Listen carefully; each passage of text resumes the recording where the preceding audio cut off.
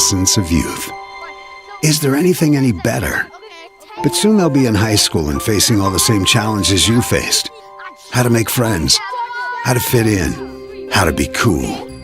We want our children to have everything they'll need to live fulfilling and productive lives. Make sure the kids in your family are among the more than 57,000 participants here in South Dakota who take part in high school sports or activities. River 92.7 is brought to you by Bank West, Lynn's Dakota Mark, Fisher Rounds and Associates, First Dakota National Bank, the May Adam Law Firm, and the Corner Station and the Crossing. Governor Basketball is brought to you by Beck Motors, Dakota Storm Roofing, Dairy Queen, Live Ticket, Overhead Door, Ranky Gray Wealth Management, Avera Orthopedics, Gateway Ford, Lincoln Toyota, and Kruger Contracting. And Governor Basketball is brought to you in part by Oahe Federal Credit Union, TMA, Adventera, Kathy's Sun and Shine Properties, Gators Pizza, Pasta and Subs, Dakota Plains Federal Credit Union, Bauman Lumber, Lariat Lanes, Wagner Auto, Capital City Campus, the Brittany Shufflebine Agency, and Birding Electric. These special in-game sponsors bring you Governor Basketball. Becky Potsova State Farm Insurance, the Hughes County Sheriff's Department, the South Dakota Office of Highway Safety, Central Dakota Eye Care, Envirotech, the South Dakota Attorney General's Office, Division of Consumer Protection, Comtech, Coca-Cola Bottling, Leibniz Associates, Ameriprise Financial, Family Dental of Pierre and Gettysburg, Hermanson Endodontics, Cowboy Country Stores, and Gale's Gas Service. Now, here, Governor Basketball. And a very good Friday evening, everybody. A night of high school basketball coming your way on your official voice of the Governors, River 92.7, DRGnews.com. And after 22 years, a long-standing basketball rivalry shall be renewed. We welcome you to Bismarck High School up in the Great White North Dakota as the Bismarck Demons will host the Pierre Governors. The Governors Cup trophy is out in the lobby, and the winner will take it home in this game this evening. There is also another part of the rivalry, which we'll talk about a little bit later on, that rests in the library at Riggs High School. It's a long-standing story. We'll talk about that. We'll have an extended pregame show coming up. And right now, watching a 68-63 junior varsity game. They played JV second. They played the sophomore game first. Governors had a sophomore victory this afternoon, about 8-point victory, I believe it was. Coming up, a pregame that will take us to about a 7:45 tip-off time. That is what's expected here in Bismarck. But with Caleb Brozick on Live Ticket, we'll be live video streaming this game on DRGnews.com, the River 92.7 page, and also the DRG News app. And with Heather Williams in studio, I'm Brian Oakland. Should be a lot of fun tonight. The Bismarck Demons, a high-flying team, a lot of offense. They'll play a lot of people, and they'll score a lot of points. They may give up a lot of points from time to time. We'll see if the Governors will be up to the task this evening. The Demons are 14-3 on their North Dakota season, averaging 95 points a game. Keep in mind they do play 36-minute games split between two 18-minute halves rather than 4 8-minute quarters as we still play in South Dakota. So there is more opportunity for more points to be scored as well. Governors are coming off of a heartbreaking loss, and a disappointing loss at that, though, Tuesday night at the Huron Arena, 53-52. They're looking to bounce back here in a non-conference affair as well. We'll take a 3-minute timeout. We'll come back and get into the pregame show. Pregame is brought to you, as always, by the Becky Potsova State Farm Insurance Agency in Pierre, and we'll look at the Governors Cup rivalry and recall what we know of it and tell the story of the rivalry as it is. Of course, we'll also take a look at things around South Dakota tonight and the schedule of games, the power rankings, and things like that. And, of course, coaches' comments, keys to success, and a whole lot more coming up in the Becky Potsova State Farm pregame show. That is in 3 minutes. You're listening to Pierre Governor Basketball on your official voice of the Governors, River 92.7 and DRGnews.com. Every team knows that the two-point play can be a winning move, and that's why the team at Potsova State Farm Insurance are here to help you go for two by combining your home and auto insurance. It's a great call that saves you time and money. So go for the win and score savings by combining your home and auto. Just another way they're here to help life go right. Call Potsova State Farm Insurance at 224-4173 today. From the early days of South Dakota statehood through today's digital revolution, BankWest has remained committed to helping customers and communities succeed. BankWest Associates uphold this commitment by developing innovative products, tailoring financial solutions to customer needs, and actively supporting community causes. For a bank committed to helping you and your community prosper, choose BankWest. BankWest. Convenient, connected, committed. Member FDIC. Beck Motor Company hopes your holiday season was a healthy and joyful time with your family and friends. As we head into the new year, we wish to thank our customers for their business and friendship. We're proud to serve you, and it's our hope that we can be there for your automotive needs in 2022. Whether it's a new vehicle, maintenance work, detail, or a fender bender, we are here for you. Beck-Motors.com, 605-224-5912. Every day, we're making a great deal better.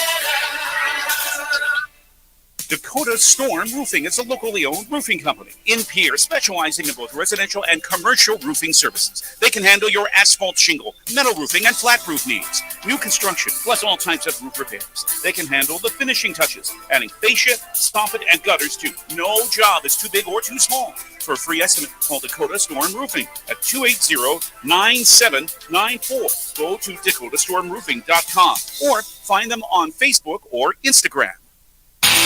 There's an app for everything, including high school sports from the stations of DRG Media Group. Download the DRG News app, brought to you by the Golden Buffalo Casino, from the App Store or Google Play. It takes only a moment, so you'll have it in time for this game.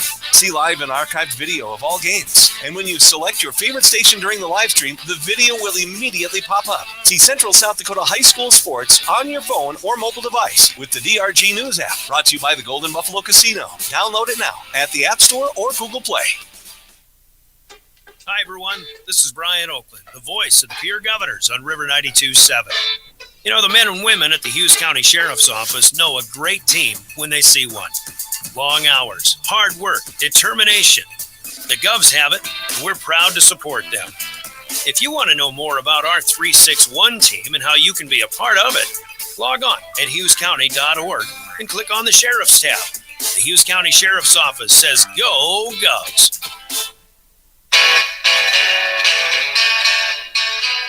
Welcome back to Bismarck High School, Bismarck, North Dakota, and we welcome you also to the Hughes County Sheriff's Office broadcast booth. That's the origination of our broadcast of Governor basketball tonight. Sitting actually on the home side is where we are, but we're looking down on a good view of the court here, center court, and you got a good look at it as well with our live video stream that you can see on the drgnews.com website, the River 92.7 page, thanks to our live video streaming as well. Thanks to all the men and women of the Hughes County Sheriff's Office and all first responders for doing what they do in keeping Central South Dakota safe. And again, we welcome you to the Hughes County Sheriff's Office broadcast booth. Well, here it is, the Governor's Cup. Once again, this is the first time since the year 2000 that this rivalry will be played. Over the years, 45 years, it was Bismarck winning 24 times. The Governors won 21, as this rivalry dates all the way back to 1956 when it was first played. And the last couple of times, Bismarck was able to get victories in 1999 and 2000. The Governors had a couple of wins in the later 90s just before that, so a pretty even matchup. But over the years, basketball has changed just a little bit since 2000. The big Bismarck Demons here tonight are going to play a fast-paced offense, reminiscent, Governor fans will remember, of the run and gun of those mid-2000s when Terry Becker and his crew decided to turn up the notch. They were able to go 10 deep and flip 5-for-5 swaps several occasions over the course of the game. That's what Bismarck is going to be doing here tonight. So we're going to see a lot of points scored, and boy, if the Governors can play defense and maybe slow the pace a little bit, we'll see how the Demons respond, but we'll see if the Governors, as we mentioned, are up to the task as well. Now, the Governor's Cup trophy itself is in the lobby here at Bismarck High. It's on display. Everybody can take a look at it. I've actually posted a few pictures of that on social media myself now, and there is also another piece to the puzzle. There's a skull also part of the Governor's Cup rivalry. It's a buffalo skull that sits in the library at Riggs High School. And as I understand it, of course, the winning team in this rivalry each year got to keep the traveling trophy, but the losing team had to settle for that buffalo skull, where they wrote some scores on the skull and things like that. So there's a lot of history, although young people don't know much about it. Still, it's fun to have this rivalry back. Talked with Coach Jordan Wilhelm of the Bismarck Demons. He played for the Demons in the 2000s. He always wished that he had an opportunity to play in this rivalry as a coach. Now, he has told me he's very excited to have this back, and I certainly hope Governor fans are excited to have it back. This game was on the schedule a year ago, but COVID kind of wiped that out and changed the schedule up a little bit. But here we are, 2022. It's happening again, the Governor's Cup rivalry. Pierre and Bismarck coming up in just a little while as our JV game is going to finish. We're in the final minute with the Demons leading by 7. And we'll take a 3-minute timeout. We'll come back, take a look around South Dakota and see what's going on in the state of basketball. Coaches' comments and keys to success and extended conversations with both head coaches also on the way as you listen to Pierre Governor Basketball, River 92.7 and DRGnews.com. Hey, DQ fans, when was the last time you ordered the crispy classic chicken strips or the juicy rotisserie-style chicken bites? Both baskets are sumptuous, tender, and paired with Texas toast and golden French fries. With options this good, either choice is the perfect choice. Enjoy your favorite chicken basket today at DQ. Happy tastes good. There's one place to watch Pierre Governor Sports online, and that's liveticket.tv. Go Govs Live is where you can find Pierre Governor Sports online. And the folks at Live Ticket thank all of the sponsors that help make sure this all brought to you for free. And if you'd like to sponsor Pierre Governor Sports, just call Live Ticket at 833-605-LIVE. That's 833-605-LIVE. Pierre Governor Sports. Watch them online with Live Tickets. Chances are you're overlooking a big energy thief in your home or commercial building. The garage doors. But Overhead Door Company of Pierre can help stop that energy waste with a full range of insulated, weather-tight garage doors. Their residential garage doors can give you insulated performance at an uninsulated price. And their Thermocore insulated steel doors give commercial buildings the energy efficiency they demand today. Find out more. Call Overhead Door Company of Pierre at 1-800-649-9905 and put a stop to the garage door energy thief. Finances, retirement, and investments can all be confusing. Even though we have access to an infinite amount of information, often there is a disconnect between what we should do and what we are actually doing. That's why at Ranky Gray Wealth Management, our team has devoted over 35 years to bringing clear advice about reaching financial independence. The information you need and how to apply it is as simple as calling Scott and I at 224-5959 or visit rankygray.com. Securities offered through LPL Financial, member FINRA. Investment advice offered through GWM Advisors, a registered investment advisor. GWM and Ranky Gray Wealth Management are separate entities from LPL Financial. Your cancer care should be as unique as you are. At Avera Breast Center, our team of experts create a treatment plan that will work best for your type of cancer, using the latest screening, radiation, and surgical techniques. You also have access to holistic approaches to help with side effects, and a 24/7 call center for answers to your cancer questions when you need them. Learn more at avera.org/breast or by calling 855-697-2592. Gateway Ford Lincoln Toyota is proud to introduce our new subprime specialist, Stevie Spears. Stevie, welcome to the team. Tell everybody what you can do for them. Whether you have good credit, bad credit, challenged credit, or maybe no credit at all, I can help you get into a vehicle with little to nothing down. To get a pre-approval, you can call me at 605-224-7378 or feel free to text me, 605-280-0761. Welcoming Stevie Spears to the family at Gateway Ford Lincoln Toyota in Pierre, 518 East Sioux Avenue. Give us a call, 605-224-7378, and be sure to visit gatewayfordtoyota.com.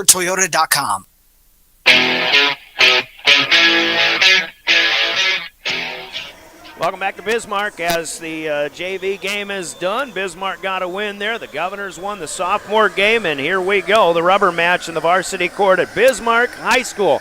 The Governors and the Demons boys basketball for the Governor's Cup, and the girls are also going to start up a Governor's Cup rivalry. The girls game being played at Riggs High Gym. David Burrow with the call on that one on 1060 AM, 103.1 FM, KGFX. We're going to go into keys to success first. Before we do that, we'll remind you that the South Dakota Office of Highway Safety celebrates being a part of a team, and they remind us also to buckle up, because snow means slow in winter driving seasons, as the South Dakota Office of Highway Safety gives us that reminder. We'll have a conversation with Jordan Wilhelm of the Bismarck Demons in just a little bit. Brianna Kusler and her coach's comments, brought to you by Central Dakota Eye Care in Pierre.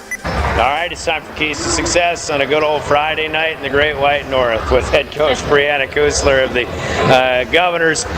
Coach, I know it's hard to relive some games that you really think you should have had, and I think Tuesday night qualifies on that with that loss in Huron. But just another example where the Governors are still learning how to not just necessarily win games, but how to finish games. And I think unfortunately, it is another learning experience, and like you said before, you just move on from that. Yep, absolutely. All we could do is come back to work on Wednesday, and that's what we did.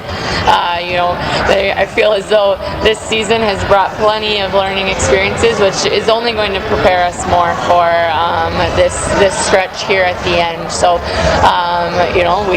like we said, there was nothing else we could do. After that game is done, you certainly learn from the areas that you needed to, but then we got back to work in preparation for this game here. Plenty of plays in that fourth quarter that could have been made, but I submit to you that maybe there was a lot more plays in the first half that could have been made, and maybe build a bigger lead, and you still have to hold them off, but at least a bigger hill for them to climb. Right, we go in at quarter break, third and fourth quarter, and 14, I said 14's not enough. We got to extend this here, and because you know how teams are. I mean, it's no different than what we're going to see tonight. Teams like this, you build a lead, they stick around, they claw tooth and nail to come back, and we've got to begin to be able to just kind of put the nail in the coffin at times, and we're still learning how to do that. Still just another example how anything can happen in AA basketball, though. Yep, absolutely. It doesn't matter your record,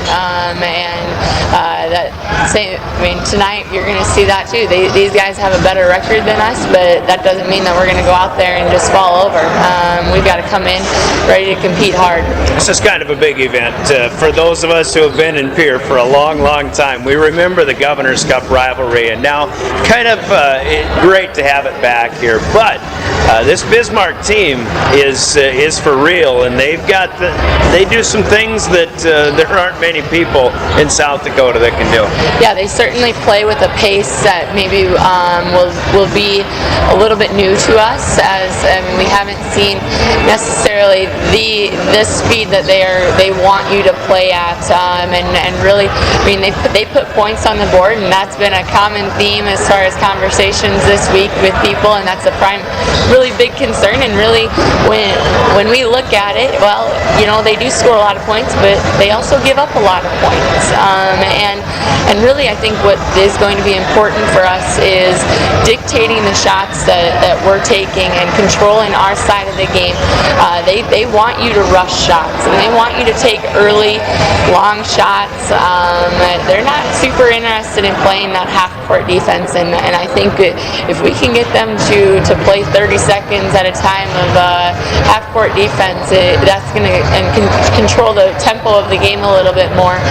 That will be to our benefit. Well, they want you to take quick shots because they want the ball back, and more possessions means more points. Right, absolutely, and they're going to come after you whether it's a make or a miss. So we've got to be strong with the basketball. Right, we know that they're going to do that. So we've been working the last couple days, 7 on 5, and being able to break things like that, simulating just the tempo that they're trying to play, the physicality that they're playing with. I mean, they let some things go at times as far as some of the hits on the arm and whatnot. We just have to be really strong with the basketball, and then make those good pass fakes, stay disciplined there, and really I feel like we're going to see some easier looks happen because of that. Another hot topic of conversation and people anticipating this game is extended halves. halves. 18-minute halves is what they'll play. That's 4 extra minutes in a game. Yeah, it is, and it's certainly to our advantage to have the depth that we do, because it would not be easy playing 6 or 7 guys in a game like this where they really want to get up and down, and they're going to play 12, 13 guys tonight, and they kind of rotate 4 in, 4 out, and leave Eagle staff in, really is what you'll see. And so I think, and we'll certainly be rotating guys as well, but a little bit different as far as maybe a timeout management type of a clock management there, but at the end of the day, the goal is the same. You want to score more points than the other team and control what you can control on your side. You mentioned Eaglestaff. Trayson Eaglestaff is a special player for them, and he does so many things, and he does it very well. How do you defend him? And is this a case where if you take your chances on him, you kind of let whatever else happens with the rest of that crew? You know, we're going to apply a lot more pressure to him, and we've been working the last couple of days on some different defenses to be able to put on him. You're exactly right. He is a very special player. He's the best player in North Dakota for a reason. He really, when you watch him, he's quite an effortless player, and he creates a lot of opportunities for his teammates just because of the attention that he draws to himself. But I'm confident in our length and athleticism and the guys that we have on our roster that we still have an advantage inside against them, and we can get that established early and force them to have to defend us in the half court and take care of the basketball in the full court. We're going to be all right. All right, keys to success. I think I'm going to go back to that point about using up the shot clock and kind of getting them out of their game. Maybe bore them a little bit because they want the ball back, and that's all about controlling tempo. Yep, absolutely. I mean, and not losing our minds when they hit shots. They're going to hit shots. They chuck early. They shoot a lot of shots. They want those possessions, and you know what? Sometimes they go in, and we can't rush, because as soon as you begin to rush, and that's exactly what they want you to do. We want to make sure that we are controlling our pace, looking still to push our tempo with patience, running our lanes hard, and then exploiting them defensively. Coach, can't wait. Looking forward to it. Good luck. Thank you. There she is, Brianna Kusler, the head coach of the Pierre Governors, with coaches and comments and keys to success in our pregame that are brought to you by Central Dakota Eye Care in Pierre. Let's hear from CDE, and we're back to talk with Jordan Wilhelm, the head coach of the Bismarck Demons, as our keys to success continue. This is Governor Basketball. The key to success starts with vision. Hi, this is Dr. Nick Marceau of Central Dakota Eye Care. Yearly comprehensive eye exams are key in detecting eye conditions before symptoms appear. Call us today at 224-6128 to schedule an appointment. New patients always welcome.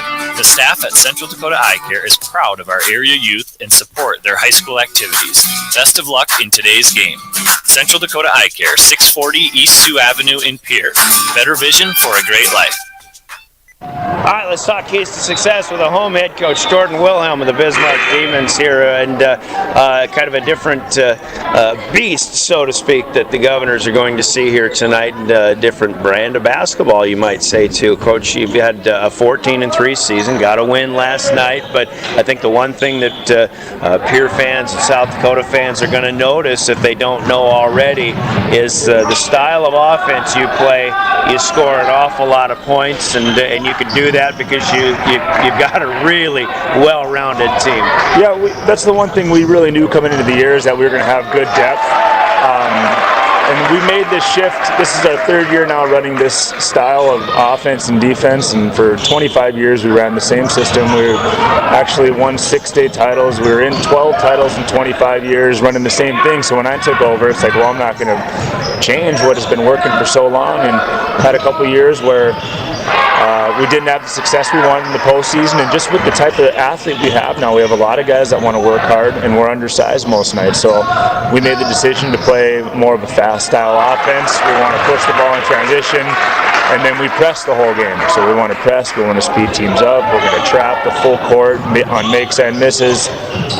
So we made that shift, and we've now had some success. We were in the Final Four 2 years ago in 2020 when they canceled the state tournament, and then last year, ranked in the top 2 or 3 all season, and got back to the state tournament and lost a tight one to the team that eventually went on to win it. So it's been a fun couple years for our kids, kind of building the culture across Bismarck and with our lowers, and going to this new style has been, the kids really enjoy it.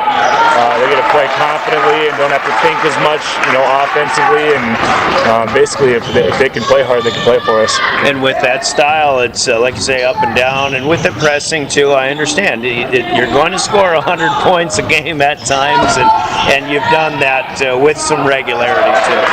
Yeah, and a lot of times you think, well, geez, it must be your offense, or it must be you're shooting real well, and we've had some games that we shoot well for sure, but the thing is when you play the pace that we play at, you just play way more possessions. So, I mean, our team defense is the worst in the league. Yeah. And I don't think, and I think anyone that's watched us this year, they know that we're working on defense, but the thing is there's more possessions. We played Century earlier this season, Century High out of Bismarck here. It was number 1 versus number 2 in the state at the time, and the final score was 106 to 103. And a lot of people, I think, roll their eyes thinking that there's no defense being played. Well, trust me, teams were playing defense. There were 92 possessions that game. So when you have 92 possessions, there's going to be some points. Even if you're missing shots, there's going to be points when you have 92 possessions. So, yeah, that's the style and pace that we want to play at. Somehow St. Mary's holds you in the 70s. It was a rock fight last night. We were 5 for 35 from 3. Could not get a shot to go last night. Our kids were complaining about tight rims, and I told them, tight rims, what do you need the rim for? That's what just swish it, you don't need the rim. But didn't shoot well last night, but honestly it was without a doubt the best half-court defensive effort we'd had all season. And we know this time of year, teams have their press offenses in. They've seen us once, and you need to be good in the half-court regardless of how good your press is. So, and I was proud of our effort last night. You've got a lot of great talent on this team. I think that obviously the one guy that stands out is Trayson Eaglestaff. Tell us about him and the 30 points a game he'll score perhaps. Yeah, he's a special kid. The thing about Trayson is he sees the game at a different speed than anyone else does. When he brings the basketball, he sees things happen before they really happen, and when you're playing in our pace and in our tempo, a lot of times your brain can get moving faster than your body can really handle. And he just sees the game at a different speed, and he's put in the time. He's a gym rat, someone who's he's a 2-time all-conference kid, returning first-team all-state kid. He has the offer from UND. He played D1 Minnesota this summer, and I really think playing D1 this past summer really helped him because he saw that he could compete at the national stage with some of the best kids across the country. So coming off his AAU season, I think it really helped him to have that confidence to know that now he's the guy and he can handle that sort of stuff. And the thing that he does really, really well is he's top 3 in the conference in rebounding. He's top 3 in the conference in assists. He's leading the conference in blocks, and he's top 2 in steals. So he really, he'll have nights where he's off shooting, but he's still impacting the game in a lot of ways. All right, so we're looking forward to seeing that as well. We got to get to talking about your opponent tonight, though, the Pierre Governors. What do you know about the Governors? Obviously, we've talked off the mic. You know about the Governors Cup rivalry. It's you're a Bismarck guy. I'm a Pierre guy. It's pretty cool to get that back. But how do you see this game in X's and O's coming tonight? To be honest, we haven't done a whole lot of scout. We've been following their huddle all season. I've talked to a couple guys across North Dakota that's watched some of their games, and we've heard that they're real athletic. Got some talented kids. I heard they have a player that picked up a D1 offer last night from USD, and we know that they're going to be talented and have some size, especially looking at their sophomore teams and freshman teams. A lot of skilled players that can play at a high level, and so for us, honestly, we're just excited to reignite this rivalry. For 45 45 years. This was a rivalry that got pretty serious for a long time. There's a traveling trophy involved. I have the trophy out in the entryway that is 70 years old. And the first time it was played was in 1955, 1956. And for 45 years we played the capital city versus capital city. And it's something that I never had a chance to play in. I played after it was already retired. And I've been working to get this game back for about 5 or 6 years now. And I'm just excited to get it going again. All right, as far as what you'll have against the Governors, we call this segment Keys to Success. What are your keys tonight? You know, our keys every night are pretty similar. That's the fun thing about what we do is a lot of nights we're not keying in on individual players because when we're scrambling out of the press, you can't get matchups. It's different guys guarding different guys, and how many different lineups we play, it's really hard to focus on lineups. So for us, it's to control the tempo. You know, we're going to want to play fast. We're going to want to be in your face and control the tempo defensively and offensively. So, you know, if we can get up and down the court and increase possessions and try and make Pierre uncomfortable, we feel like, you know, we're going to have a pretty good chance. Coach, we're looking forward to it. Good luck the rest of the way, and we'll see you next year too, right? I appreciate it, yep. Jordan Wilhelm, the head coach of the Bismarck Demons, as you can see, he wanted this Governor's Cup rivalry as much as a lot of us in Pierre did as well. Comments and keys from the coaches brought to you by Central Dakota Eye Care in Pierre. 2 minutes and we'll come up with the starting lineups. Our Becky Potts of State Farm pregame show continues. You're listening to Pierre Governor Basketball. Do you dream of a custom home built within your budget and done on time? Kruger Contracting can make that dream a reality. They're a trusted home builder since 2003, and they're going to be upfront and open about cost and transparent about where your money is going when it comes to your new home. Their skilled crew will manage construction of your new home from start to finish. They're located in Pierre and can build your home in Pierre, Fort Pierre, or the surrounding area. Call 605-222-2523. Visit KrugerContracting.com or find Kruger Contracting on Facebook. At American Family Insurance, we help protect what you've achieved so you can fearlessly go after your dreams. For auto, home, business, and life, contact us today. American Family Insurance. Insure carefully, dream fearlessly. American Family Insurance, Life Mutual, Standard of Ohio and Wisconsin Company, 6000 American Parkway, Madison, Wisconsin, 53783. Call the Brittany Scheffelbein Agency, LLC, with offices in Pierre, Oneida, and Gettysburg. From the early days of South Dakota statehood through today's digital revolution, BankWest has remained committed to helping customers and communities succeed. BankWest Associates uphold this commitment by developing innovative products, tailoring financial solutions to customer needs, and actively supporting community causes. For a bank committed to helping you and your community prosper, choose BankWest. BankWest. Convenient, connected, committed. Member FDIC. Lynn's Dakota Mart Sporting Goods in the lower level of the store is the place hunters and fishermen have chosen for years. The knowledgeable staff can help you with hunting and fishing gear, bait, and the latest info. Plus, they carry a full line of name brand clothing and footwear like Columbia, Outdoor Research, and Adidas. You can grab your grocery items, ice, pastries, and don't forget the Caribou Coffee Station. Head to the one place outdoorsmen have gone for years, the Sporting Goods Department at Lynn's Dakota Mart, conveniently located in downtown Pierre. Back at Bismarck High School, where they're even putting on Anchors Away, the Pierre High School fight song. Here is the Governor's Cup rivalry renews. Brian Oakland with Caleb Brozick on camera and Heather Williams in studio. Our Becky Pottsaba pregame continues. We're about 5 minutes away from the end of our pregame countdown here. Let's give you the starting lineups in this one. Our starters are brought to you by Envirotech in Pierre. You're familiar with the Governors and Jacob Mayer, the 5'11 junior, with Lincoln Keenholz at 6'3 and a junior. Matthew Hansen, the 6'4 senior, shooting guard as well.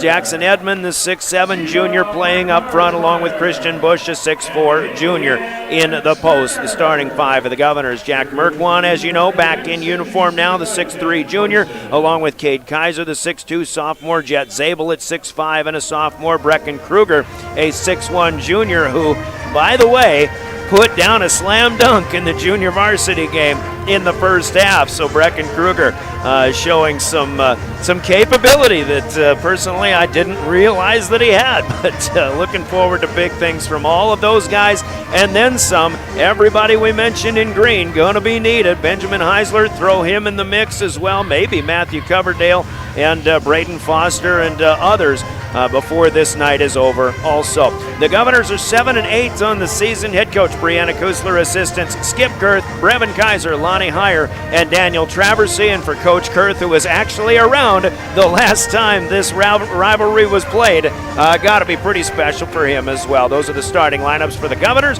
brought to you by Envirotech, and we'll give you the Demons starters when we return with more Pierre Governor basketball. Envirotech in Pierre is seeking a route driver with or without CDL certification. Training will be provided. Earn a $7,500 sign-on bonus, $17 to $19 an hour, or depending on experience. Full benefits after 60 days. Envirotech has been servicing the area for 30 years and are looking for someone to join their team. If you are energetic, self-directed, and looking for a great long-term place to be, call Envirotech at 224-4804 today or go to wasteconnections.com employment tab to apply. Envirotech has you covered. Here are the starting lineups for the home team tonight. The Bismarck Demons coming in with a record of 14-3 in the Western Dakota Association. They play a Western North Dakota schedule primarily. We'll talk more about that as we continue, but here are their starters, brought to you by Envirotech and Pierce. Starting with the guards, Carter Sims is a 5'10" senior. Ethan Stotts is a 6'1" senior, and a good one as well, George Gillette, a 6'1" senior. Throw in a 6'4" senior forward at Kyler Scott, but the one that everybody is becoming well aware of now is Trayson Eaglestaff. He is a 6'6" senior, and before last night's game was averaging 29.5 points in a ball game. And not only that, as Coach Wilhelm said, one of the leaders in this state in assists and in rebounds. He is a very, very talented individual, and we're looking forward to getting to see him on the floor tonight. With Eaglestaff, Scott, the forwards, Gillette, Stutz, and Sims are the guards for the starting five of the Bismarck Demons, but they'll go 5 for 5 on swaps. Carter Henke, a 6' sophomore. Mason Huber, a 6' junior. Quinn Hafner, a 6'1" sophomore. Drew Henriksen is a 6'1" junior, and Andre Austin, a 6' freshman. The first five that Coach Jordan Wilhelm gave to us when we talked about bench players as well. Jordan Wilhelm is the coach, as he's been here for now his 11th year overall, 7th running the program. He's assisted by others, including Jordan Pintar, Mike Upton, and Jackson Fitterer. The starting lineup for the Bismarck Demons, brought to you by Envirotech in Pierre. Got another starting lineup to give to you. It's the naming of tonight's game officials, and of course, even in North Dakota, they're brought to you by the South Dakota Office of the Attorney General and their Consumer Protection Division. We'll get that to you. We'll give you the game officials after this important message from the Attorney General's office. Don't become an online shopping victim. Scammers are using email and text messages as a way to obtain account information. Subject lines range from delivery problems to express delivery notification. Scammers often use well-known names such as Amazon, Walmart, and Costco, to name a few. If you get an unexpected message, don't click on any of the links. Go to the company directly to find answers. If you have questions about this or other scams, contact the South Dakota Consumer Protection Division, 1-800-300-1986. South Dakota Attorney General's Office Consumer Protection Division giving us our law on the court. Our game officials here in Bismarck are Doug Saylor, Michael Casey, and Nick Koulis. Tonight's game officials, and as always, we thank our game officials for doing what is oftentimes a thankless job in officiating high school sports. Doug Saylor, Michael Casey, Nick Koulis, our game officials, the law on the court, sponsored by the South Dakota Attorney General's Office and their Division of Consumer Protection. As our pregame winds down here, so too does the Becky Pottsabah State Farm Insurance pregame show. They'll have starting lineups on the floor. We'll have our national anthem here as well as let's take a 3-minute timeout. And when we come back, maybe get an opportunity to look around the Friday night in South Dakota high school basketball. We're back after this timeout. In fact, let's go 2 minutes on this break. We've got plenty more still to come, including the opening tip around the corner. Governor basketball. This Governor Sports Moment is brought to you by the independent insurance team at Fisher Rounds and Associates in Pierre. Pierre Governor football was dominant from 2013 to 2021, winning 6 11 AA state championships, including 5 in a row from 17 through 21. And in 2021, head coach Steve Steele's team rallied from 20 points down to beat T-Area in the title game 30-27 and became only the second program in the playoff era to win at least 5 titles in a row. Governor football, one of Pierre's finest. This Governor Sports Moment presented by Fisher Rounds and Associates in Pierre. South Dakota didn't always have a capital, or even a permanent settlement for that matter. There wasn't always a river city on the Missouri River. And before First Dakota filed the first charter in 1872, there wasn't always a bank in South Dakota. Every timeless institution, tradition, and thriving business was started somewhere by someone who had a dream and the passion to make it happen first. What will be your South Dakota first? Visit firstdakota.com/first. Member FDIC.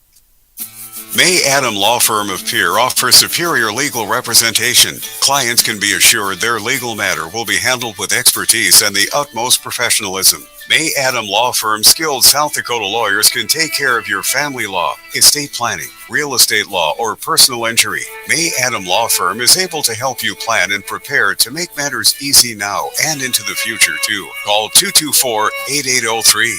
May Adam Law Firm of Pierre, since 1881. Are you into discovering new beers? The Crossing Casino in Pierre features tap beers from brewers across South Dakota. Use your Untapped app. That's UNTAPPD app. And learn more about locally brewed beers. Check out the beers they currently have on tap and ask about the Crossing Casino's weekly specials. Join your friends at the Crossing Casino. A relaxed atmosphere, flavorful beers, and plenty of friendly faces. The Crossing Casino is next to the corner station in Pierre. Did you put more on that high-interest credit card this holiday season than you expected? Why not transfer that balance onto an Owyhee Federal Credit Union credit card? With a fixed rate of 9.9% APR, no balance transfer fees, and no annual fees, how could you go wrong? Stop in at 221 East Pleasant Drive in Pierre. People helping people. Owyhee Federal Credit Union. Comtech has your technology solution. Check out their showroom in Pierre, located conveniently behind Walmart, and see what you have been missing. There's a large selection of TVs, sound systems, and smart speakers, PCs, desktops, and tablets, home and business security and telecommunications systems. Comtech is your all-in-one solution for any technology needs. They wish the Pierre Governors best of luck at Comtech. Come see what you have been missing.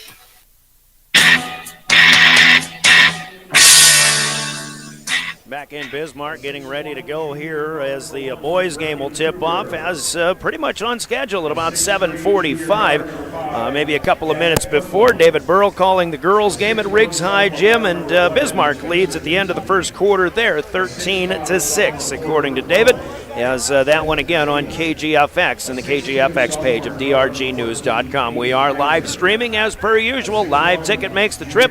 So do we. We're really looking forward to this basketball contest, and we're not really sure what to expect. Obviously, we expect a lot of points from Bismarck. It's going to be a question mark, and kind of fun to see if the Governors can keep pace or if the Governors can slow things down just a little bit, maybe take Bismarck out of their element. I think that's probably the best way to beat them, but again, you're still probably going to see both teams scoring at least 75 to 80 points in this one.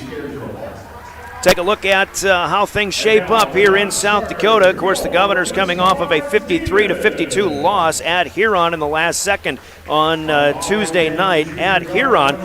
Bismarck coming off of a couple of wins in the last week. They were a winner over Dickinson a week ago tonight, 95-82. Last night, Bismarck St. Mary's held them down to 78, but the Demons still played pretty good defense, and they won that game 78-67. They have scored 130 plus a couple of times this season, though, and like Coach Wilhelm mentioned, they've even had a 106-103 game against Bismarck Century. Century has gotten one victory on them. Minot has defeated Bismarck twice. Minot is the number one team in North Dakota, at least in the Western Dakota Association at this time.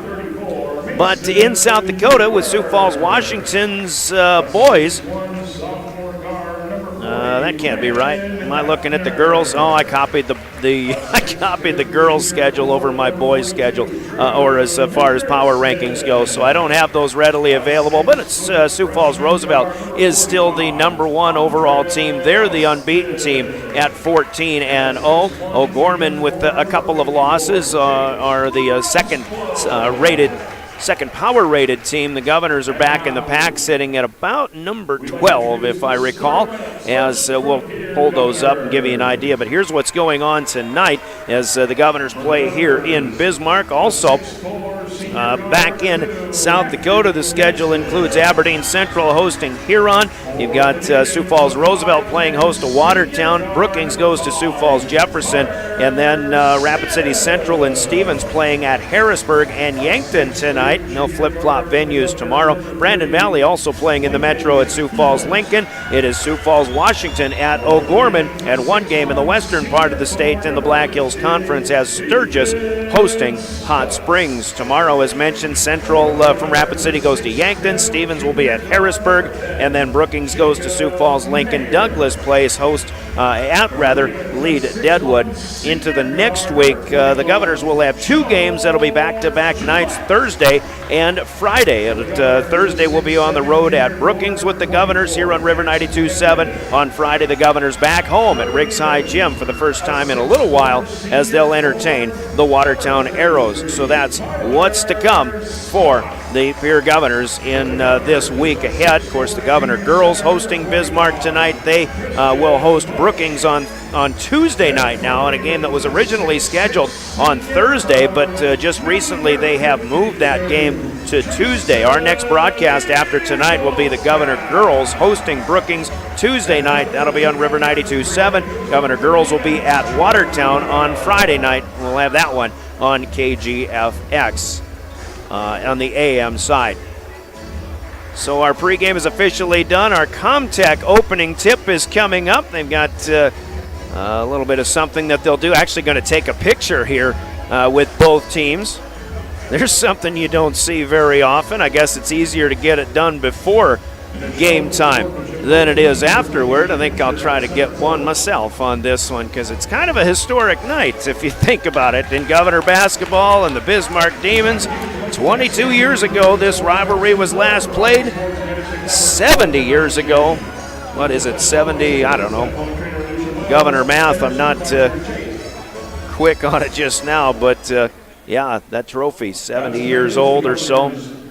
First played in 1956. Our opening tip is brought to you by Comtech in Pierre.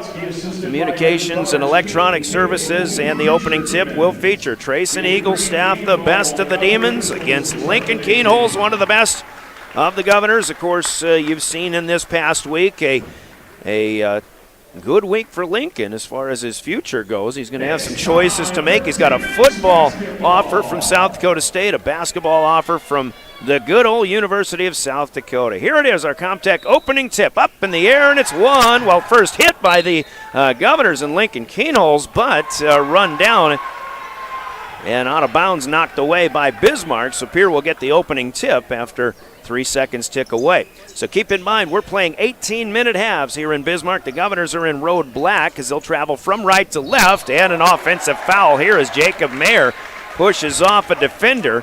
And that was a definite push, so just like that, the Governors with a turnover. On that offensive foul, taking the charge is George Gillette.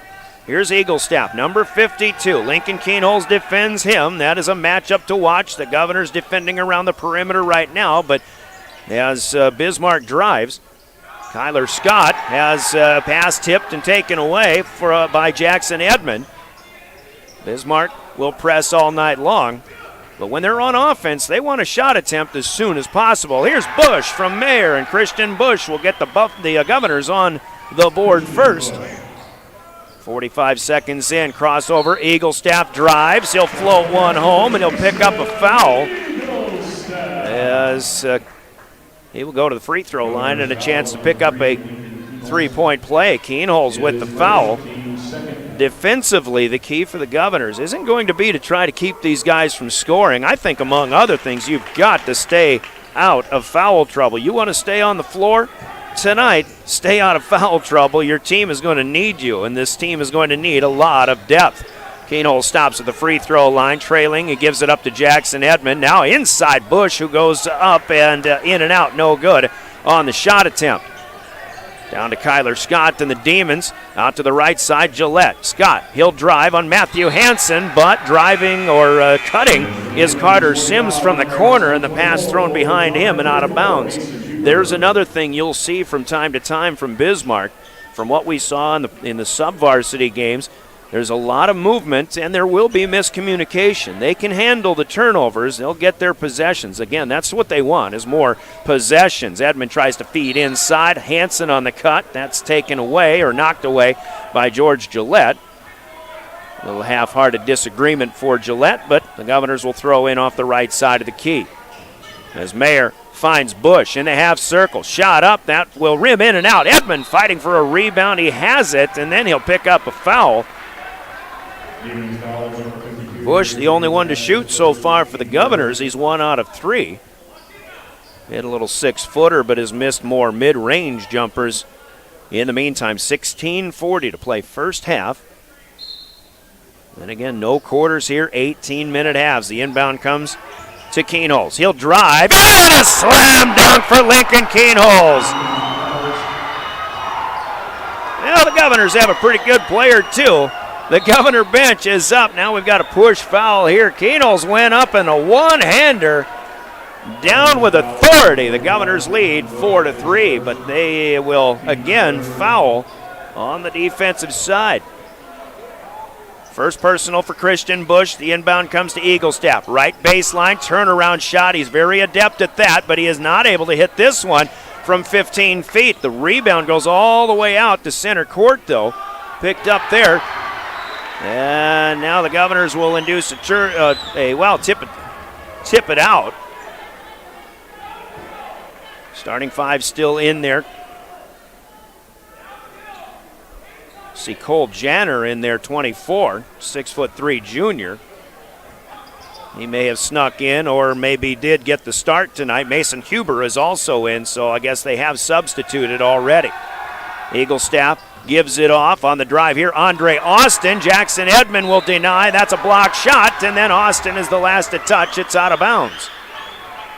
Well, Jackson Edmond, we've been singing the praises of his defense. He had 7 of those in Huron. Here's what Bismarck does, though, as Eaglestaff steals a pass at half court. He'll pop a 3. It's up no good, though.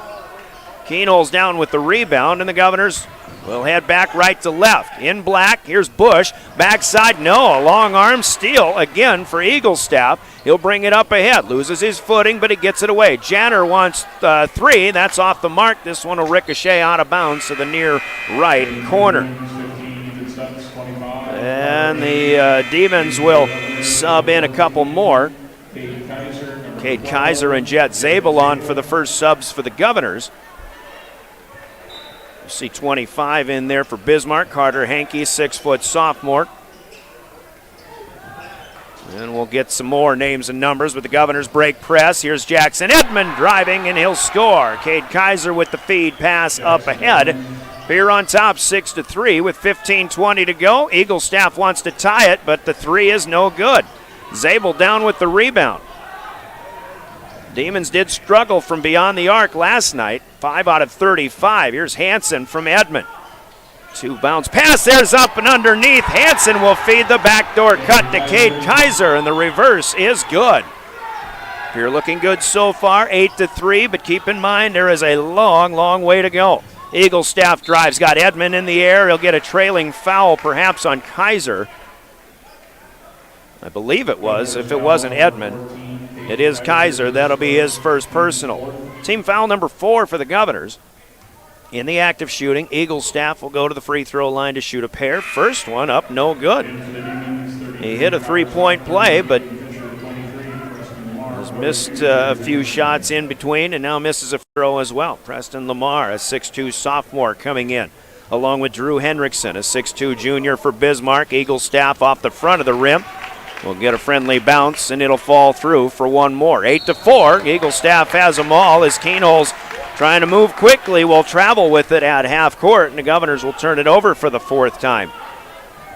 Interesting note about the name of the Governors. The Bismarck Legion baseball team is actually called the Governors. But here, of course, in high school basketball, high school sports, it's the Demons, as it has been for a long, long time. Kyler Scott up to the top of the key. Eaglestaff, it's now Kaiser's defensive assignment. Eaglestaff dumps a pass down low to the corner, and the shot is up and good for Kyler Scott.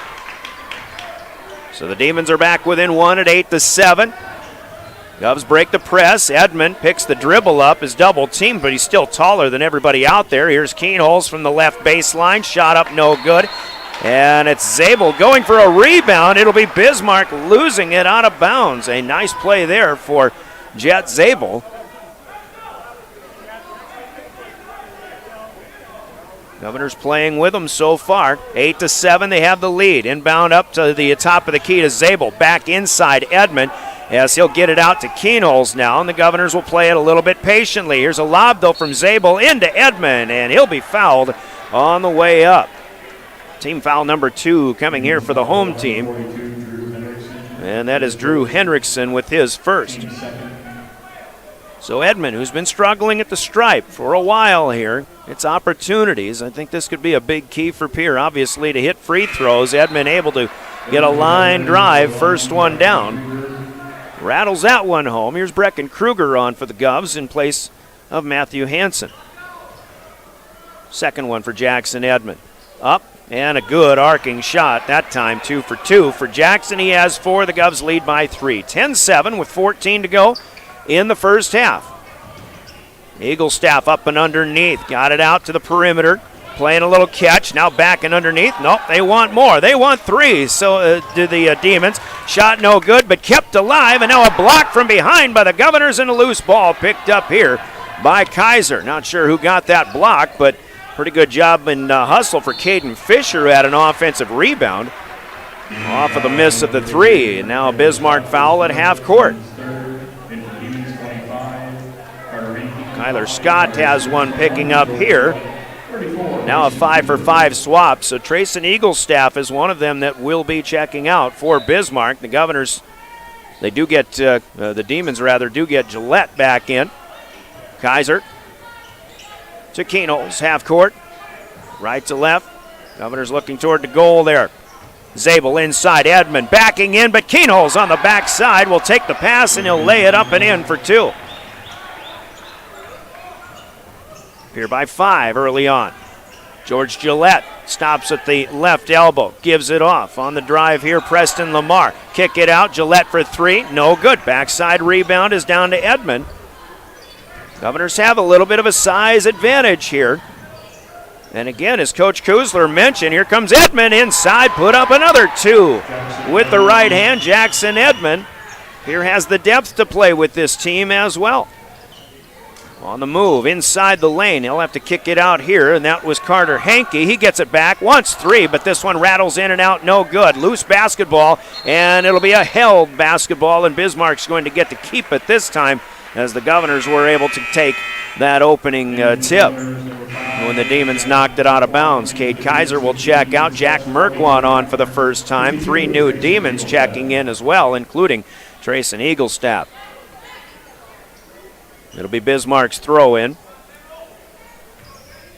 Quinn Hafner to do the honors. Right in on a bounce to Eaglestaff with Zabel defending. He spins, he turns around, shot up, no good. The rebound tip by Edmond to Jack Merkwan. And what do we got? An offensive foul here as Edmond tries the hook. And Merk will pick up his first. Number 5 for the Governors. Pier 14. Bismarck 7, 12.5 minutes to go, first half of play.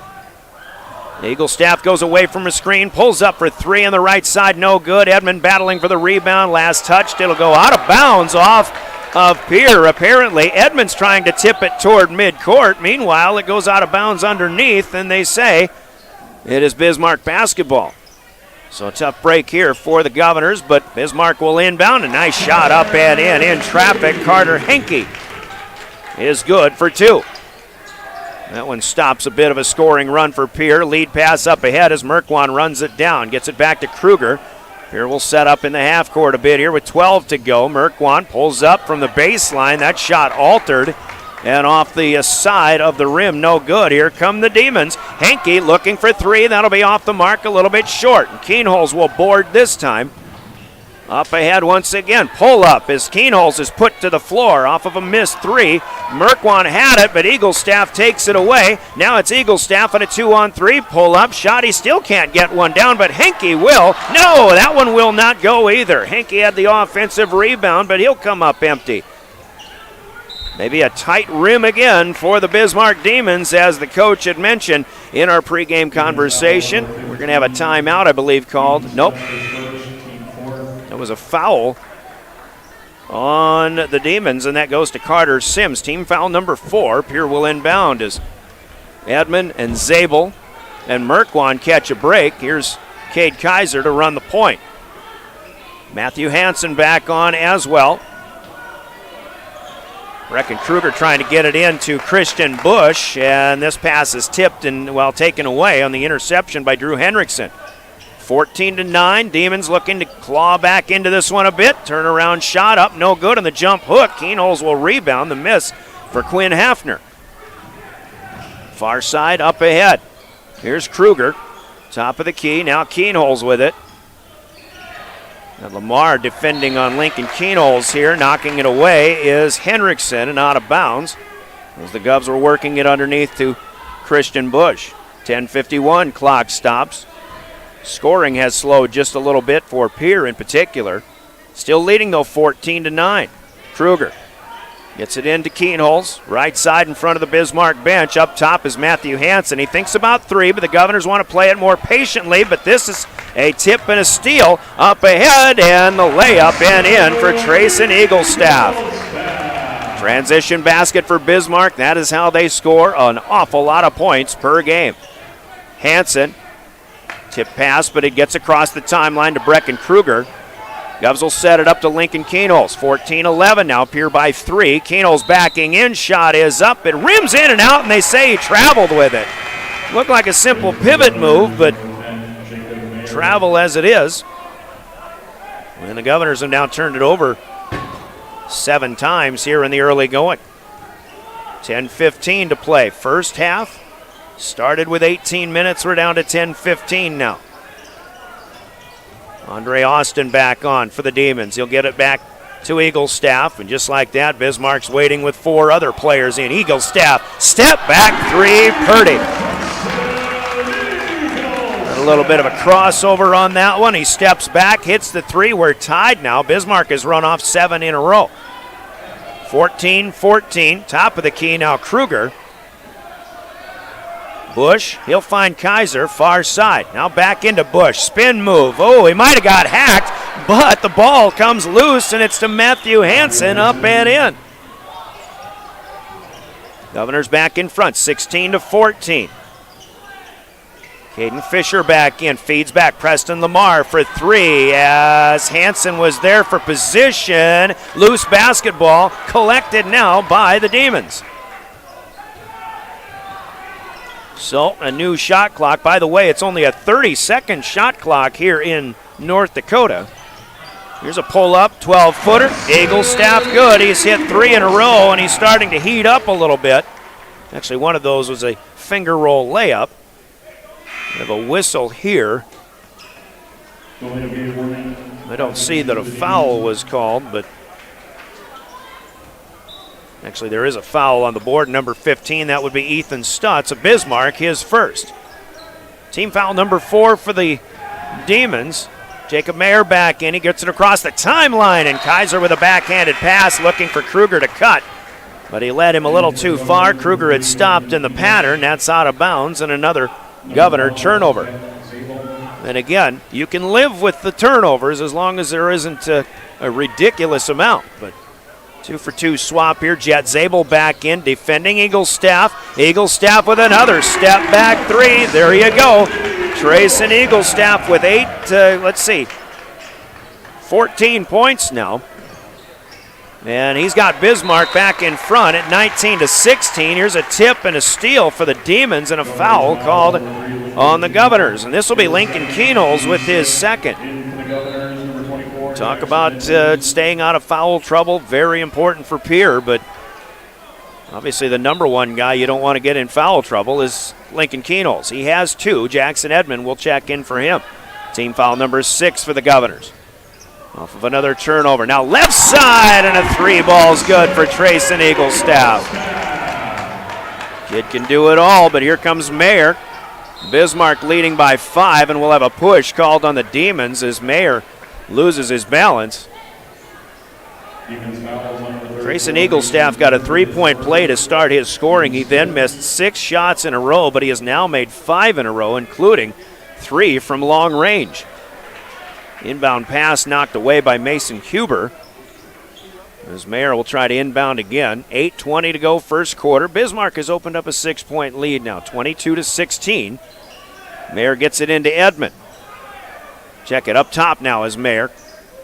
It was Hansen with the inbound. He'll have it inside and get it back from Edmond, but Hansen comes up short because of a foul, apparently.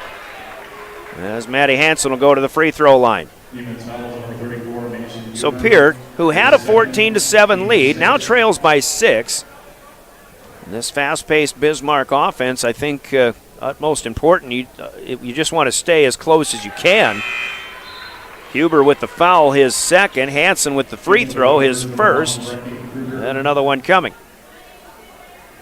Keep these guys within sight. They can get cold just as well as anybody, but they also give up a lot of points. And the Governor sub-varsity teams have shown that. There's been a lot of streakiness both sides, both Pierre and Bismarck. Hansen goes 2 for 2 on the line. 22-18 our score as we're 10 minutes in, 8 minutes to go. Here, first half, Eaglestaff gets trapped on the baseline, but he gets it back out of there. Cole Janner back in there. Here's Matthew Hansen with a steal and a left-handed layup and in on the breakaway. Unofficially only the 3rd turnover of the night for Bismarck, but Pierre now with 4 in a row from Hansen. It's back to a 2-point game. Here's Eaglestaff inside, can't get the layup. That's Janner. He gets his own rebound, can't get the putback either. Now Brecken Kruger has a rebound, and he is fouled. Well, you saw a nice pass there from Trayson Eaglestaff to Mason Huber on the cut. You can see why this guy is one of the state leaders in the assist column as well. Unfortunately didn't get one there as Janner wasn't able to finish. And now a foul on Carter Sims. I guess that's his first. Brecken Kruger at the stripe, front end of a 1-and-1 is good. And Pierre is one free throw away from tying this one back up. Scoring 5 in a row for now. Kruger, second free throw, rims in and out though. Eaglestaff will bring it down. 22-21, Demons leading the Governors at the 7:25 mark of the first half of play, and a leaning layup attempt here, no good, but another foul on the black and green will send Bismarck to the free throw line. Governors foul number 24, Jackson Edmond. Edmond will pick up his first, team number 7, but this one in the act of shooting, so 2 shots coming. Here, Governor Basketball, your official voice of the Governors, River 92.7, brought to you in part by your Pierre Sports marketing partners. We'll mention them momentarily, but the free throw here, no good. An offensive rebound pulled back down, and then Gillette wants a 3-ball, won't get it. And it's back to the Governors. Here's Kruger for 3. That's no good. And then pulled down by Eaglestaff on the backside. Trayson pulls up, wants another 3. That's his first miss in a while, but Gillette will tip the rebound all the way out to Eaglestaff. Loose ball, though, as the Governors get it away. Up ahead, Hansen challenges, and he is cleanly blocked. Hansen had a 2-on-1, but a good defensive play there for Cole Janner.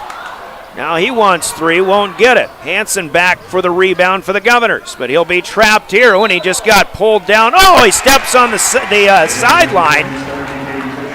Looked like he might have gotten pulled in that general direction, but again, the pace of the play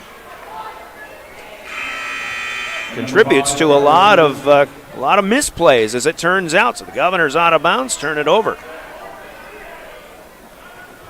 for the 9th time here tonight. 22-21 still. Bismarck by 1.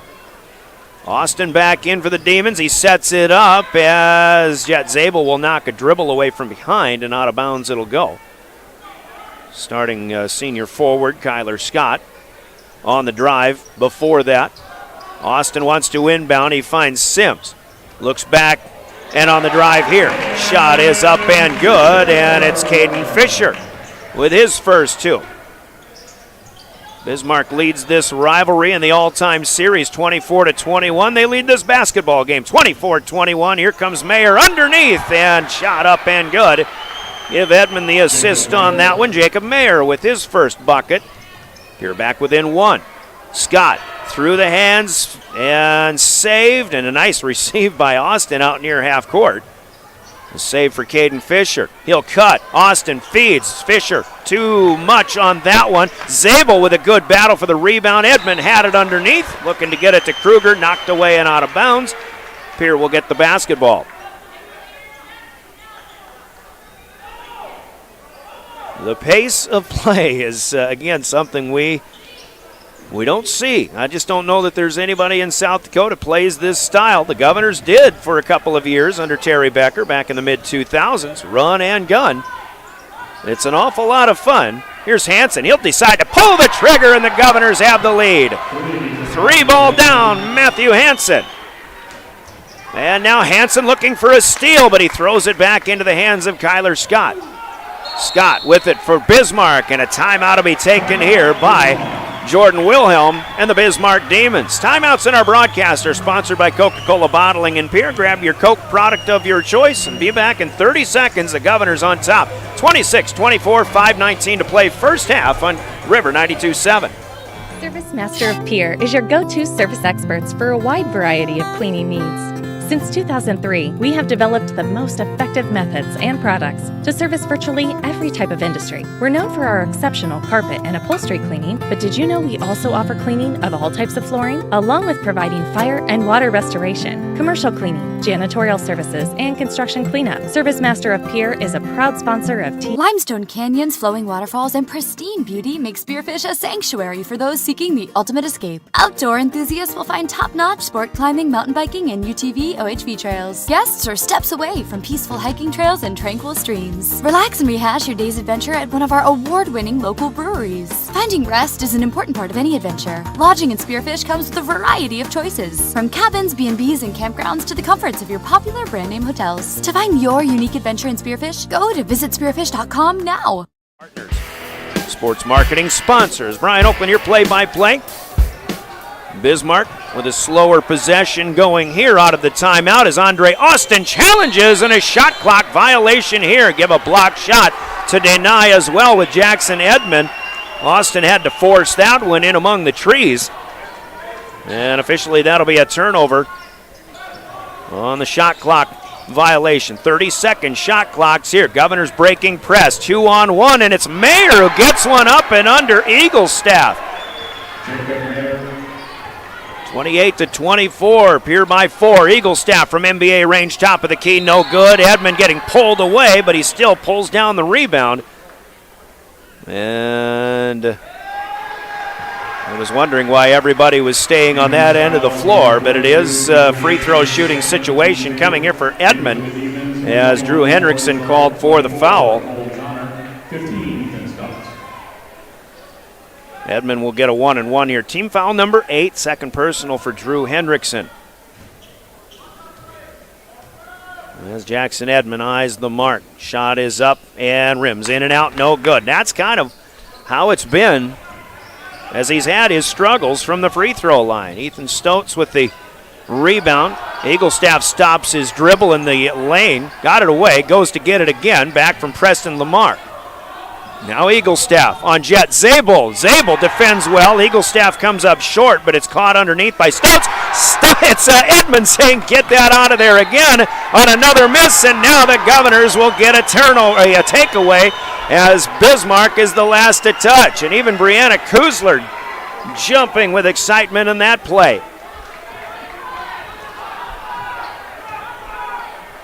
The Governors playing spirited basketball here, leading by 4, looking for more. Underneath, Edmond scores it. Give the assist to Zabel, and Edmond will have a chance at a three-point play.